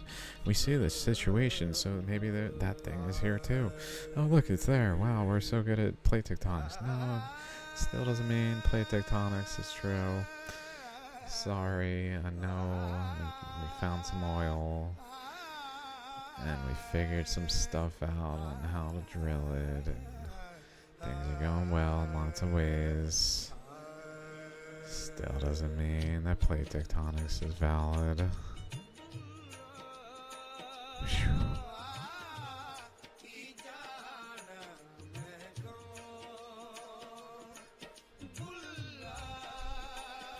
I was just looking at this, like, totally forgetting I have it here. Oh, that's cool. That'd be cool to check out.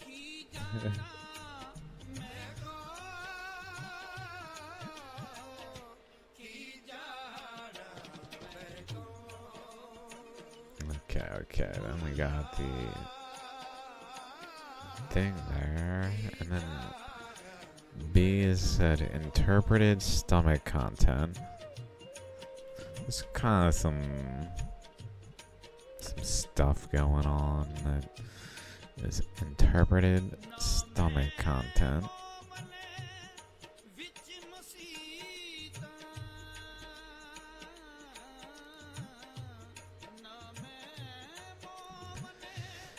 And then I think I may or may not be not sure what the previous line is saying. Calcitic elements that stick out from the periphery suggest that the... Is this going from over here? Oh, maybe. Oh, yeah. Oh, I definitely skipped ahead. Skipped ahead so much. Or did I? Yes, I did. Okay, here we go. So then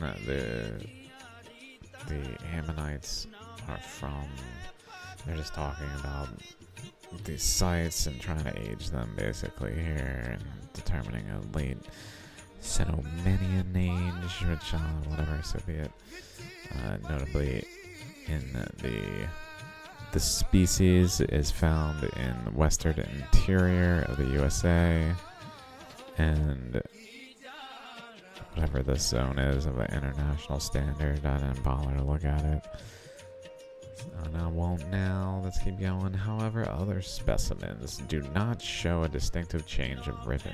So let me go back. What was that? That's right. Some reason this just kind of begins. However, I don't know what I looked for it. I don't know what it's like. Howevering, but I suspect it's like a previous writing arrangement that got adjusted and the word however is still there, because it doesn't seem to be, the previous text appears to be what I just was looking at there here, and then this, there's like, this doesn't lead the late age, so the age of the thing, so the age of the thing is that age. And then the next thing we see is, however, other specimens do not show a distinct change of ribbing at an equivalent diameter, but rather, so whatever, other specimens do not show a distinct change of ribbing at an equivalent diameter, but rather demonstrate the broad variability in ornamentation of this species.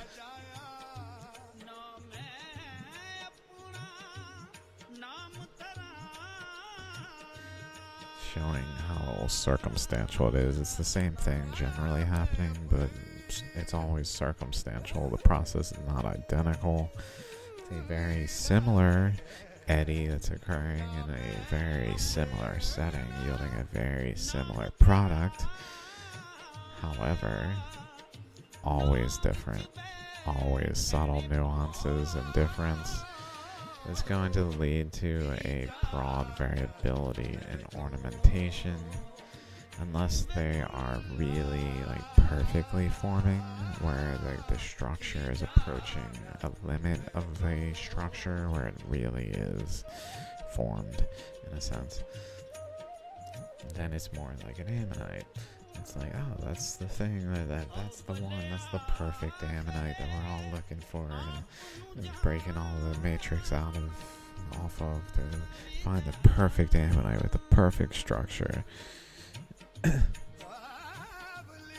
Those are the ones that are like put in museums and like put forward as like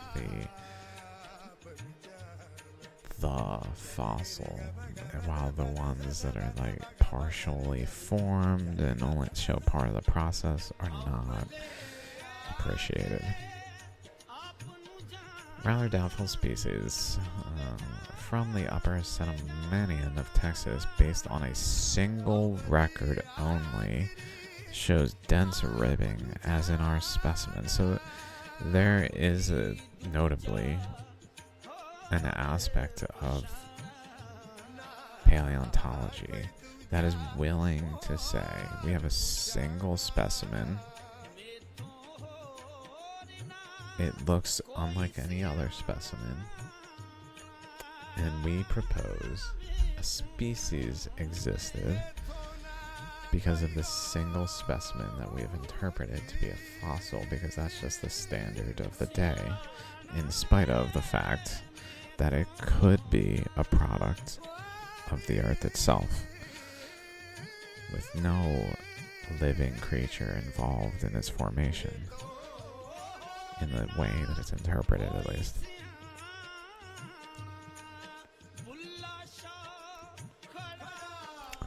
So there's this single record only of one. It shows dense ribbing, as in there's the specimens in the paper, and only differs by the denser ornamentation and a much more compressed whorl section.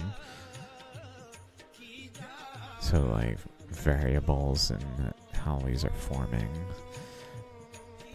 that are just, that's how eddies would vary. Essentially, like if there's variation in these ways, they would vary in the type of ways where they're denser, they have like pointy things off them, or they're more smooth. They have like little chakra type things where currents kind of swirled around, or they're smoothened. They like form regular and perfectly, or the ammonite just spirals outward, or they have spaces between where like the energy, I guess, in some way goes around it in the eddy. Like it's too unwound, I guess.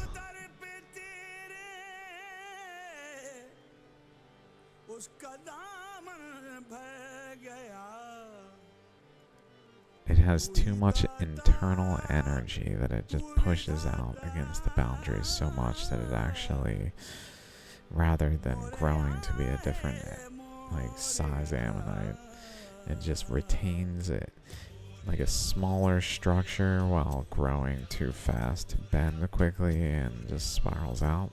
Something happens where it just doesn't have the capacity to actually create a more normal shape, and it creates gaps where I would guess the current is like heavily flowing relatively and applying a pressure.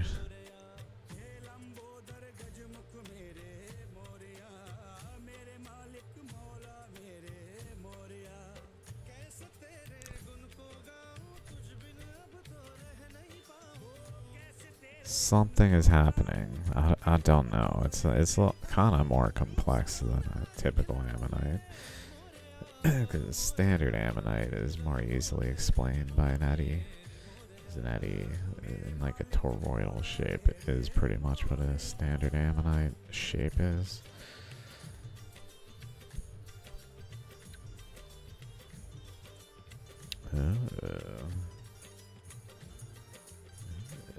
Okay. So there is...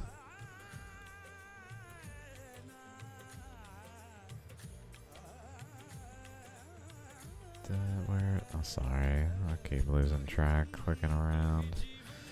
Okay, I definitely read that one. Did not read this one. All the way through.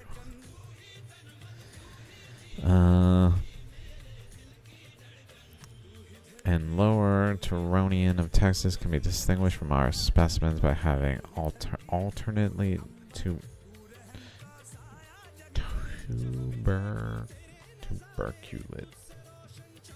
tuberculate? I don't know. Tubular and non-tuberculate ribs on the body chamber.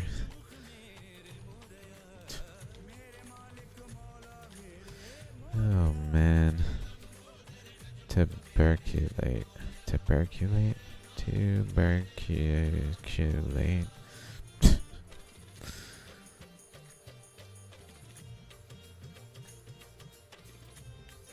Oh damn.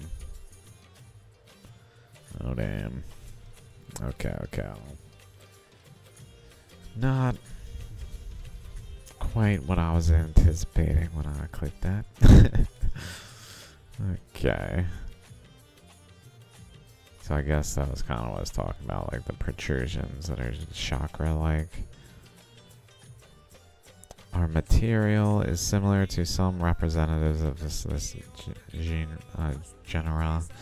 This one and this one is similarly ornamented, but has a perforate umbilicus with the subsequent whorls coiled in one plane just in contact, and only later an uncoiling to nearly straight shaft with a terminal hook.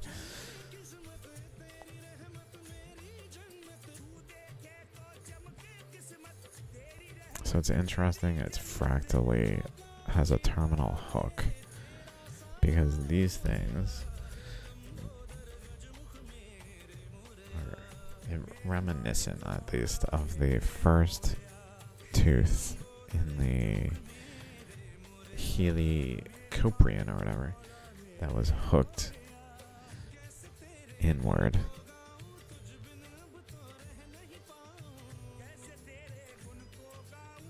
Like a hook. So maybe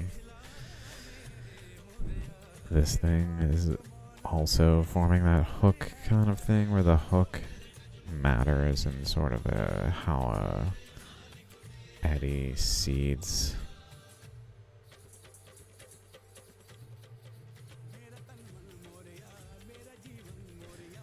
Okay, these are widespread, occurring in Texas, in Europe, Northern Africa, Madagascar, and Texas. Coiled in one plane with rather closely coiled initial whorls that are, however, followed by a weakly curved or straight shaft later in ontogeny. Aptychi. The tube-like body chamber of the larger specimen spans little more than a half whorl. Within its interior half and lying a distance roughly corresponding to the terminal whorl height away. So I find this interesting.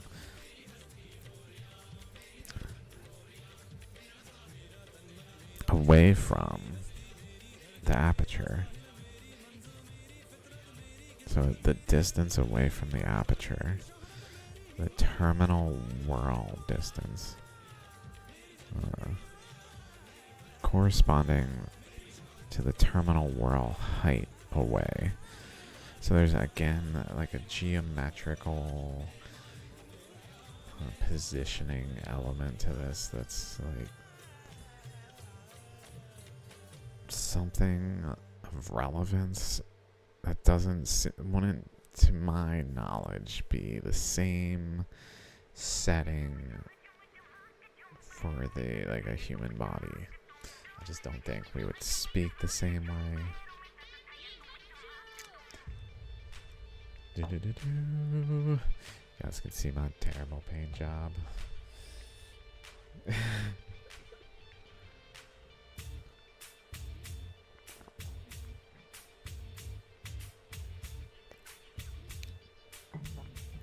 The symphysis harmonic margin. Found that interesting. Harmonic. And something that maybe is kind of frequency, energy related in that kind of way. That would have like a harmonic term even involved at all.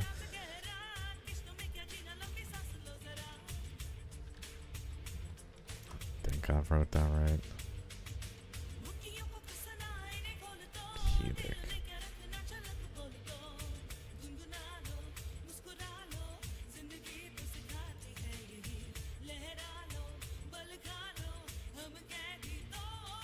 Harmonic margin. Hey, what? I don't know what that's supposed to mean. Whatever. But anyway, is subparallel to the venter with the apex pointing laterally. So a lot of these terms I just don't even know what the hell we're talking about. near the mouth, pointing to the opening, I guess. Pointing to over here, I guess. The apex pointing that way. This situation corresponds to positions so frequently met when aptychi are preserved within the body chamber of ammonites. Within the body chamber of ammonites. That it was termed the normal position. The only weakly mineralized apticus is of Praestria apticus type, a form genus that is chiefly known from Jurassic Stephanocerataceae and some Parasphinctaceae, but is also found in early Cretaceous and Siloceratinae.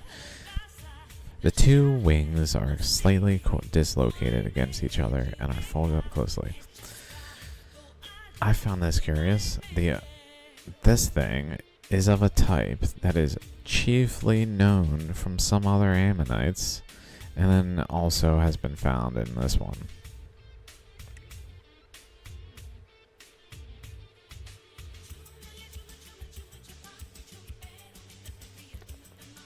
I don't know what exactly to make of it in a current flow kind of way. It seems related to the inflow, maybe the outflow as well. But I don't know, based on it just being kind of what I've seen in the actual images. It's kind of on the side just like that. I don't know what to make of it yet. Two wings are slightly dislocated also. I find it curious they're called wings.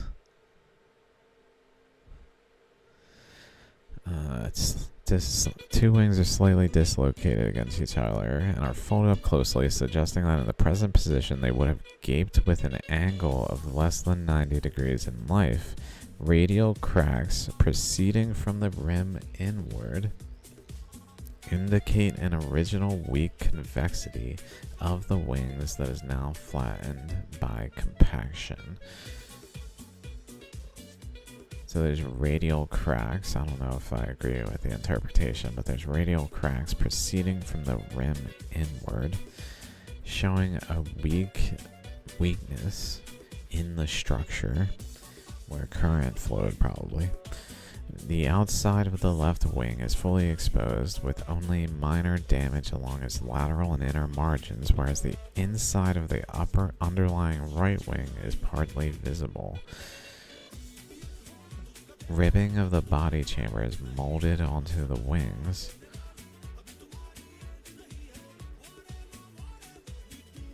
Thereby obscuring the sculpture of the apticus. So it takes the structure of the ammonite shell. It's on the side of the ammonite.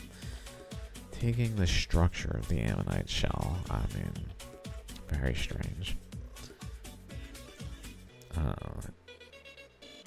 The outer surface is ornamented with concentric folds, which are blunt and distantly spaced over much of the wing, but much more pronounced and more closely spaced near the outer margin. Again, something that current flows are likely to induce. Bada bang.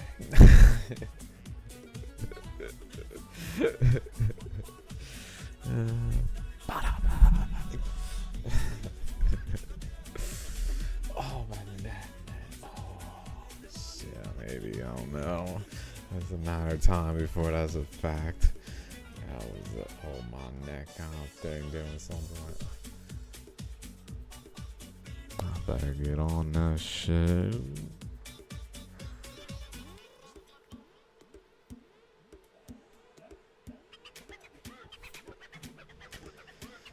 Okay. The individual wings are rather broad with a straight symphysis and a gently curved inner margin, which passes into a broadly arched lateral and outer margin. When spaced open, the apticus would have been almost circular in outline and would thus, in closing position, have fitted quite neatly into the near circular aperture of Alocrioceras. So I find that interesting that it would have been, like, I take their word for it. If the structure was spread open, it would have been almost circular and in so-called closing position would have almost like valves, gaskets over top the ammonite structure as it forms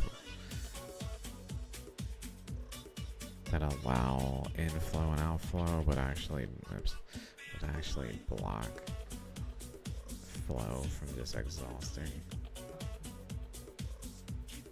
That makes more sense to me as to why it would share a similar structure to the opening, as well as be able to be in a closing position that blocks the opening. In the smaller specimen, the length of the body chamber, as well as it having two of them where there's an inlet and an outlet, so there maybe with the more one lets in, the more the other lets out, so they like flap like wings too. Like they mostly close, but then as current gets in, it kind of opens.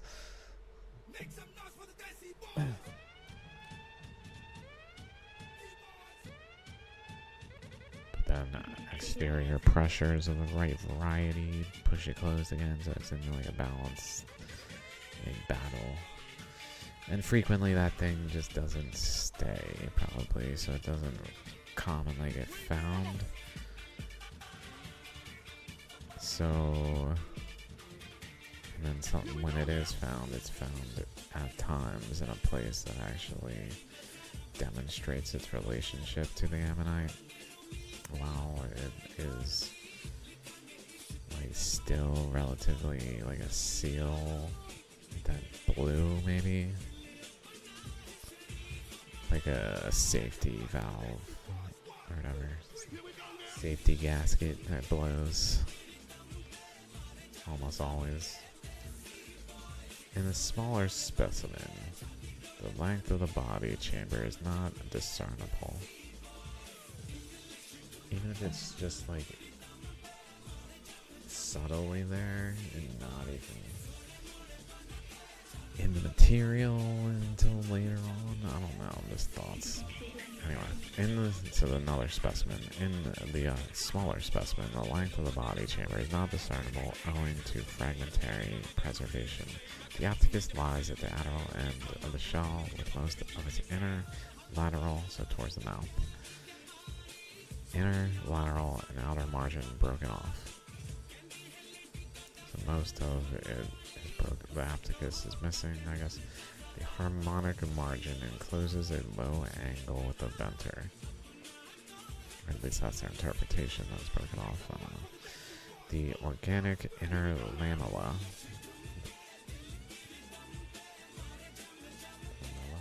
Lamella.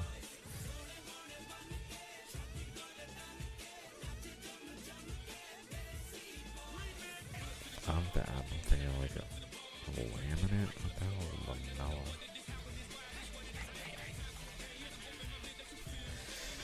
Thin layer, vanilla, lamella,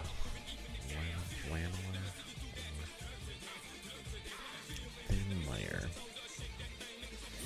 organic inner layer of the apticus is not preserved in the present material, and there is no trace, organic, just assumed, no trace of any structure comparable to an upper jaw in either of the two specimens. Mind you, apticus is also in this literature, apparently, is interpreted as a lower jaw. I'm fairly certain. I don't know if I missed that. I feel like it says that in its paper. And then back to the first specimen again. In the first specimen, the aberal half, which is, I believe, inward. Adderall is outward towards the mouth. I don't know. Is internally lined, maybe. Internally, it must be lined with a thin layer of whitish to light pink. Okay, so it's the aberal half of the body chamber is internally lined with a thin layer of whitish to light pink supposed phosphatic substance interpreted to represent remnants of soft tissue. At approximately half the length of the body chamber, anteriorly from the last septum, a slightly elongated mass of brownish calcite, some 4 millimeters in diameter, lies embedded within the phosphatic lining. This structure is here regarded to constitute part of the digestive tract. Compared to the interpreted digestive tract in other non-heteromorphic ammonites, its relative position is a considerable distance away from the apticus. Is more like relative position a considerable distance away from the apticus is more likely to represent the stomach rather than the crop, whatever that crop is. Although it cannot be fully ruled out that it is merely a void filled with sparry calcite, minute. Where we are here.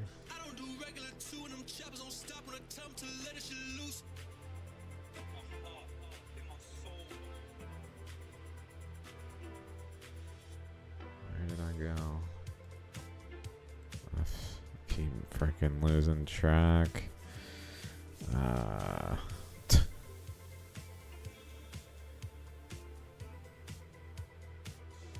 Okay, yeah, so that one.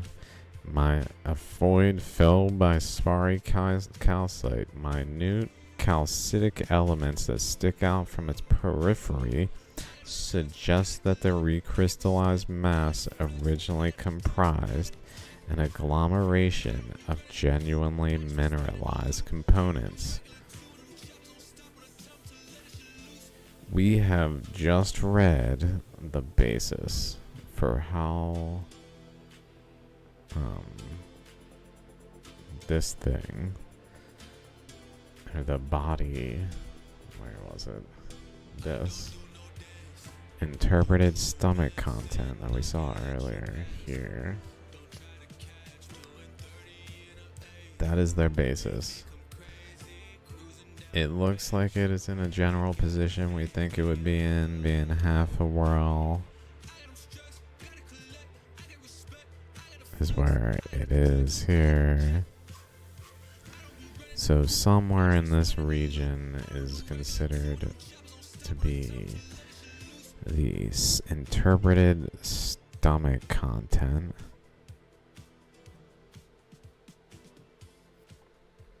And the basis, as we just saw, says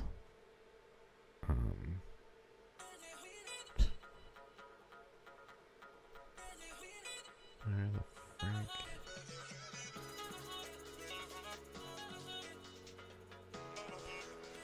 How am I losing the thing?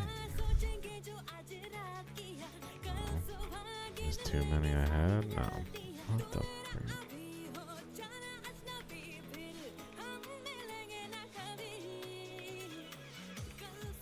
I feel like they're out of order on here. Something is up. Am I just...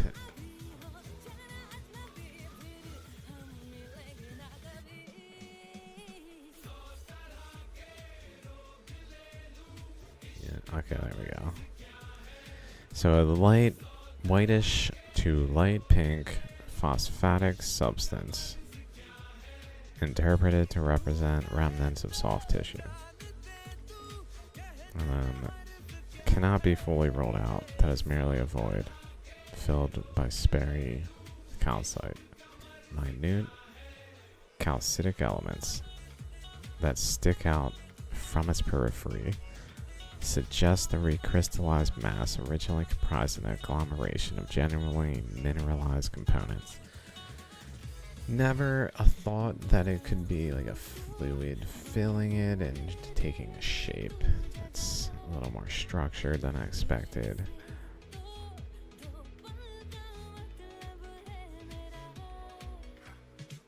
These elements are elongated, rod-like, and slightly thickened at their ends, thus resembling in shape a vertebrae limb bone, or resembling a chakra, like the dendrite of an ammonite.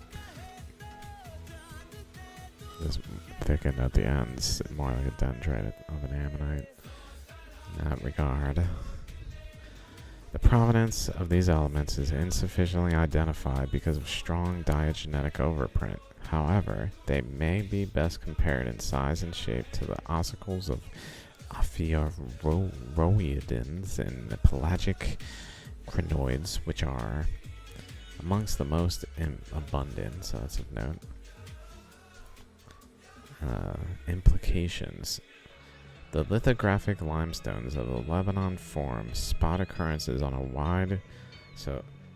form spot occurrences. So these limestones are sporadically occurring, spotty, on a wide Cretaceous carbonate shelf. So, limes, like chakras. Imagine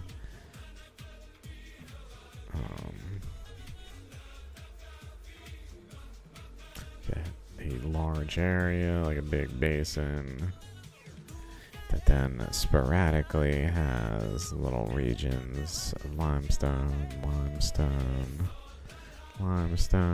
where current, then if we looked at it more sideways, one could go like around here,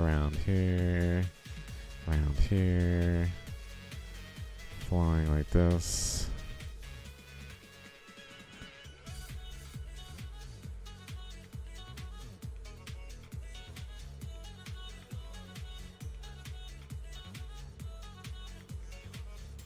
Etc. And eroding literally around like a central mass. That's kind of what I hear when I read Lebanon forms spot occurrences. The lithographic limestones form spot occurrences on a wide Cretaceous carbonate shelf, which it's in an ammonite environment. There's going to be large-scale eddies producing these small-scale eddies. So that would make sense that there would be actual like chakras in the region. All authors have considered the environment to have been distal and have pointed out the pelagic aspect of the fauna and the low energy depositional regime, which to me just means it was extremely high energy to the point where there was like almost nothing, nowhere anything could go except for just so. Just right there, so that it just had to flow in certain ways that then ended up in this case doing things more like this.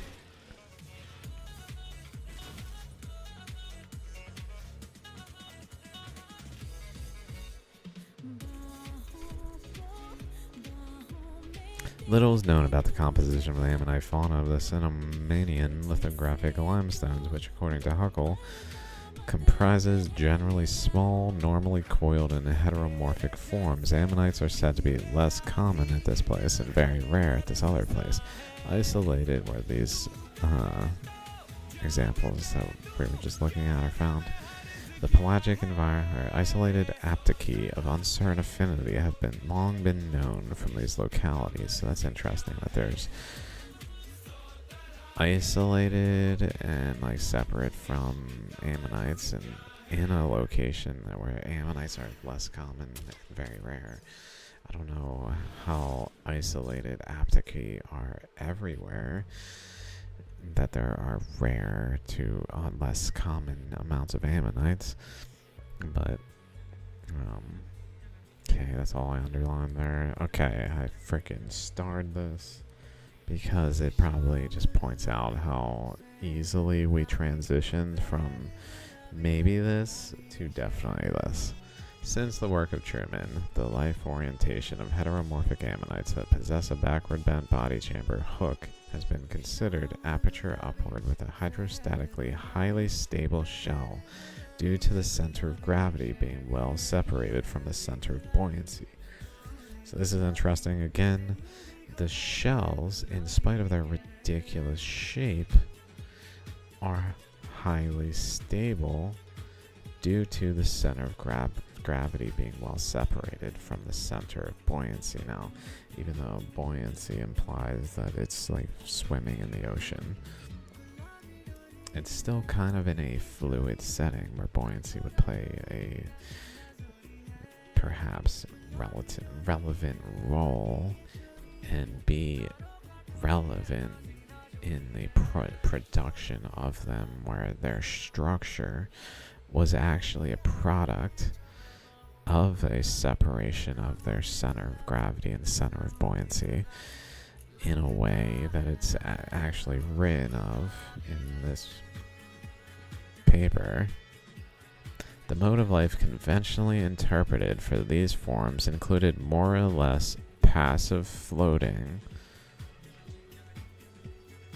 Food just comes to him.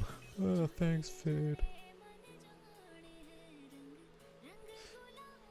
I'm just gonna float in these currents. It doesn't matter, I can't move. I mean, we found that out recently. Ammonites are just bad. Maybe. Let's go back to my Twitter. Go down. Here, Kathleen Ritterbush in this.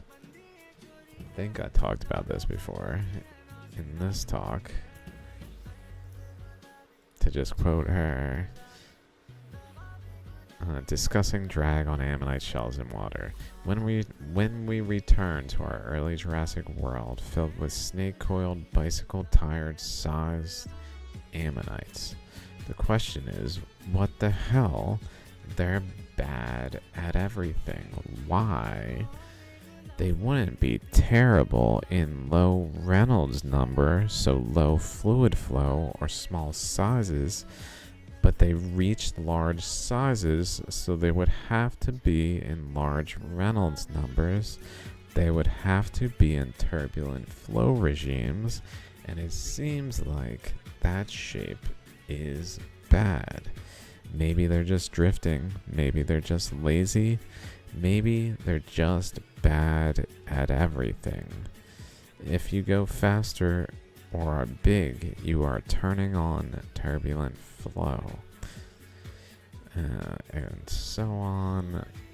If they are just sort of hovering in the water and then they want to get anywhere at all, it is going to be experiencing not just turbulent flow, it's going to be experiencing the transition into turbulent flow from laminar flow. So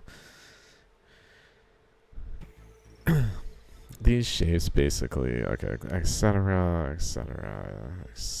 Okay, you can watch the thing by going to the place that I just showed here.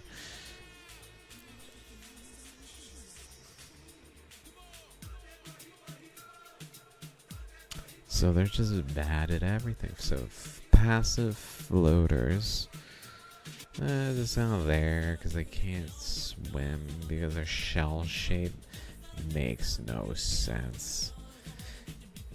Evolution. It's just a oops in the process of evolution. It's not that they're fractal iterative particles that capture passing energies and absorb it intentionally by their design, because that's what's happening. Not intentionally, but that's why their design is that way. They're actually good at what they do. Being like galaxies in the cosmos, they capture the energy.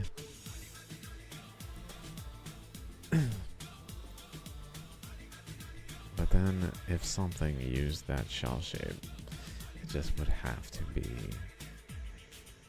bad bad at everything, apparently. I don't know how Nautilus compare, since they are relatively similar.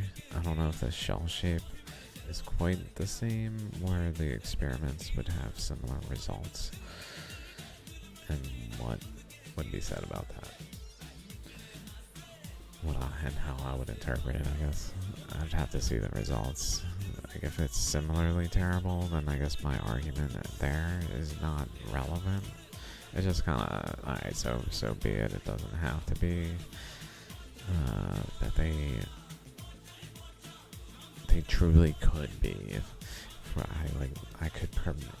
That can be permitted, that they truly could be bad at swimming and passive if they existed. Like, not that they did, but I don't think that it. I suspect Nautilus would have just better numbers that are a little, at least adequately better than Ammonites, where it's not so like surprising. Anyway, I don't know though. That would be a good experiment, a good test, to see if there is a difference. And if there is like a detectable difference in the positive for Nautilus being more able to efficiently move in the water, that might be worth noting. Or if it would be the other way somehow. I doubt that though. Okay, Okamoto has shown that even the most bizarre shell types were constructed so as to maintain a constant apertural angle with the seafloor, or with a perpendicular vector, respectively. So they're basically saying the opening into the ammonite is perpendicular with the seafloor at all times in the growth. So based on the shell shape, this author has shown that it maintains a constant apertural angle with the seafloor. By having that shape in its growth pattern, it allows for that to happen, which means there's a relationship between the eddy and the seafloor, if you will. It's not that the creature is growing, perfectly angling itself to always balance, so that it's relative to some seafloor. It's that it's actually growing with resistance here at a base resistance area, where the eddy is generally being caused to eddy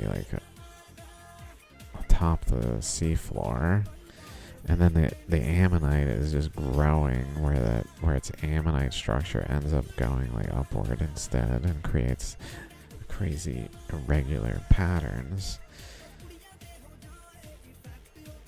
But where it grows off of some seeding inlet / outlet place that it grows from.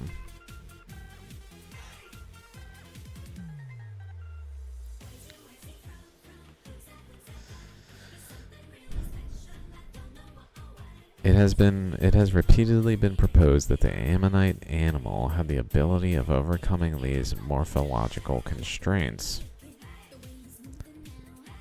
These people suggested that the ammonites were able to alter rapidly the distribution or amount of cameral liquid, which is their chamber liquid within the phragmocone, which is the region of the shell that is not the final chamber, where the final chamber is considered where the ammonite lived.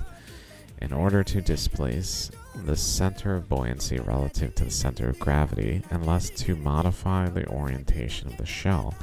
So these people propose that the ammonite had some capacity to alter the distribution of liquids in the shell, which then could literally control its center of buoyancy and gravity as a result.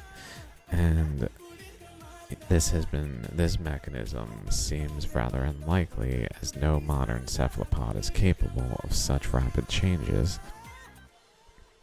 Cameral liquid change in Nautilus is very sluggish and is somewhat faster only in cuttlefish. In the reconstruction presented by Monks and Young, the ammonite soft parts only partly filled the body chamber and could have protruded considerably out of the aperture. So this is a reconstruction, I guess. Thereby the center of gravity would have been shifted versus the center of buoyancy. It would have rotated the shell into a more aperture downwards orientation. I don't know why exactly people are trying to get the shell to point in a particular direction, because they think that's the way it would have been like most efficient and reasonable for it to live. Rotation angles of 40 to 100 degrees are assumed by Monk and Young for different heteromorphic shell types. Our material provides some evidence on the morphology of the soft parts. Phosphatic remnants of internal soft tissue extend adapically.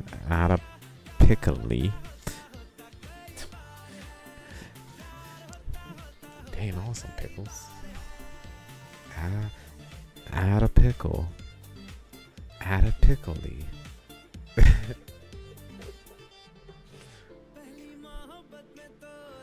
Up the last septum, while the apticus, indicating the position of the buccal mass, is situated somewhat behind the aperture. So notice, we went from this could be to there is a white something substance, white yellowish substance that could be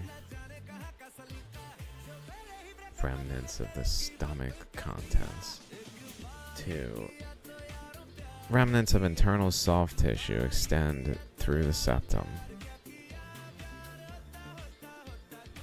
They like stepped away.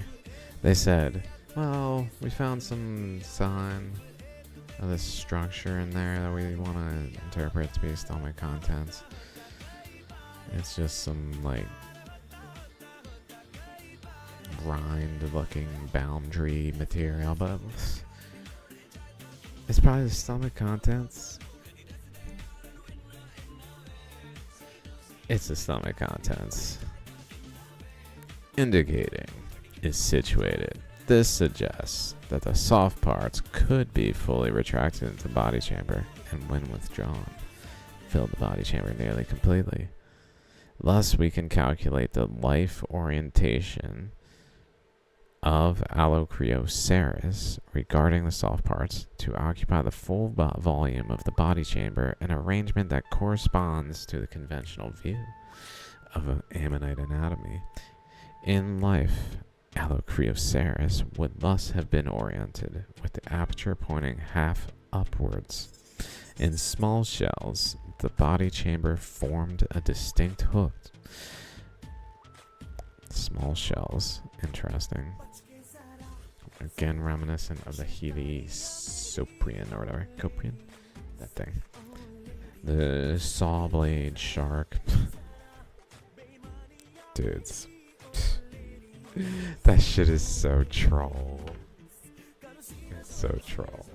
I wonder if that comedian played yet. It must have played by now. I don't know if this is still playing music that is certainly copyright free. I'm just gonna stop. Search for copyright free tracks. Listen to commercially.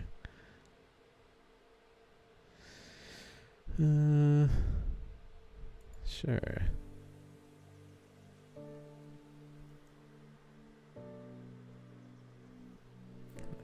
Sounds fine. Okay.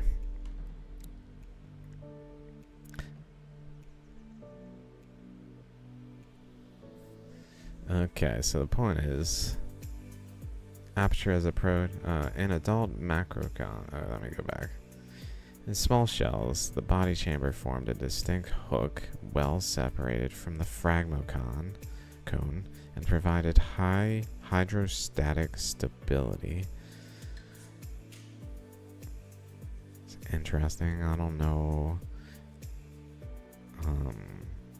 why that would be a thing in like the growth pattern of these structures and the eddy currents, that a hook would provide high hydrostatic stability, and like it would tend towards something that did that in the eddy currents. That's an initial shape in the beginning when it's small, at least. In adult macroconches, the aperture has approached the phragmocone, and the resulting morphology is essentially that of an evolute brividome with a short body chamber. So this body chamber shrinks as these things grow. Makes sense. Isolated aptychi assigned to ancyloceratin ammonites have occasionally been reported, and a constantly increasing number of in situ records is now known in 17 genera. The nature of the aptychus in ammonites has been a matter of debate, but its interpretation as a lower jaw is now well established. Even though homologous aptychi may not be directly functionally compared to extant cephalopods' lower jaws, which are closely correlated to an active predatory habit. So modern cephalopods that they're trying to compare ammonites to don't have the type of jaw that they're saying this thing is, this aptychi, that they're just like, well, that's probably the jaw then. It fit in the thing. It was the jaw. It was the jaw. It was the jaw. We figured it out. Why is it not like their jaw? Well, they're active feeders. They were passive. See how they can't swim? Put 2 and 2 together, they can't swim. They don't have jaws that they can eat with.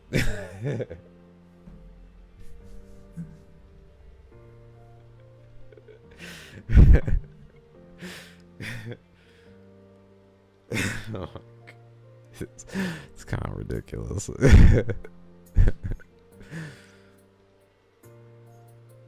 my god,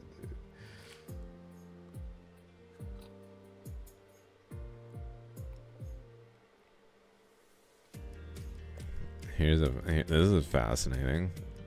I guess I missed this. It has been tentatively proposed that some less calcified aptychi may have had a supplementary function. Also, it appears really well designed for producing water currents, or may have expelled large volumes of water while retaining trapped prey.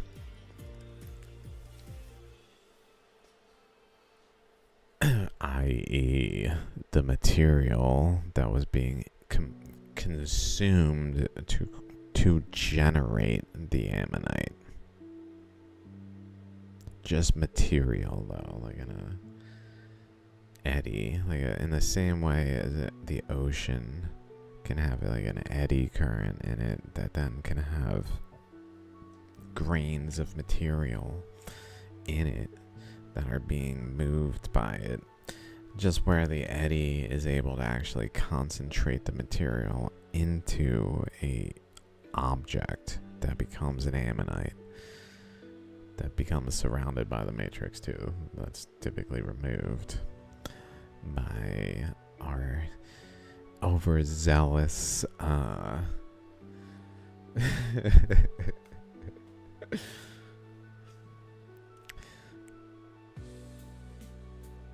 Aptiki would have served as an energy storing structure that possibly assisted in a kind of suction feeding.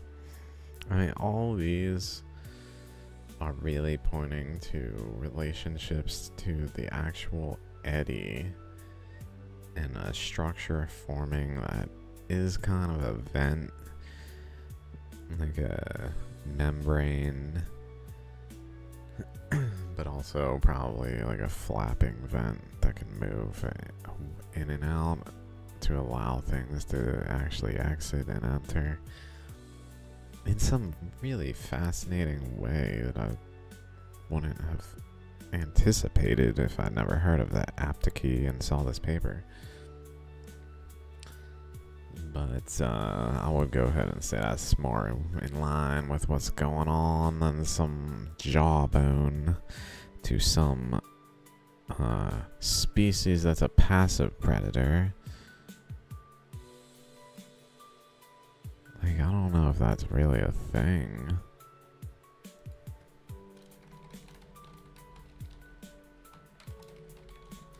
I mean, I guess there's like crocodiles.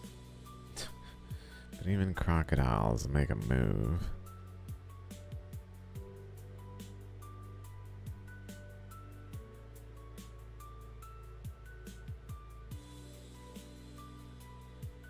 Predation when one species eats another.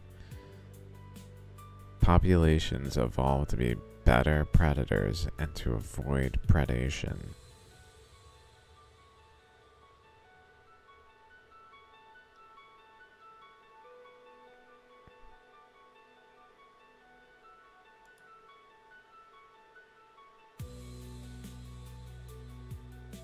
Mantids wait poised, but they can move. All these things actually can move. The thing with the ammonite is it can't fucking move. It's like, I wanna go. It can't fucking go. It's like, guess I'll wait. Could you come here? Could you please?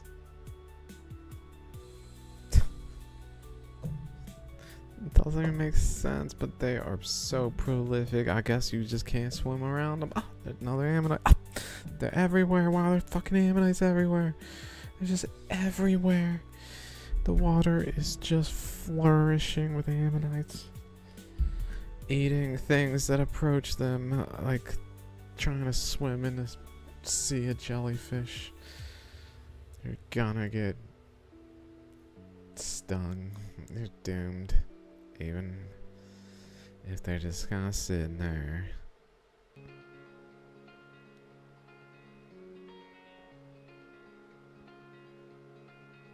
Like, many predators have acute hearing. Other predators have no capacity to move. And they also don't have a jawbone. It's more of a passive predator jawbone.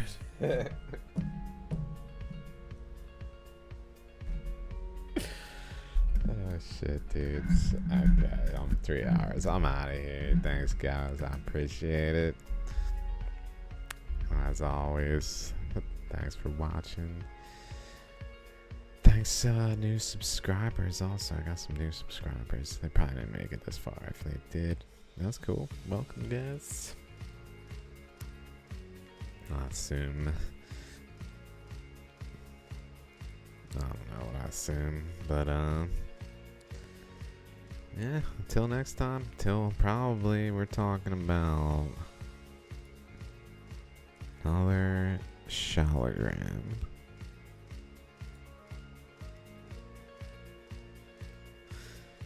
The irrefutable proof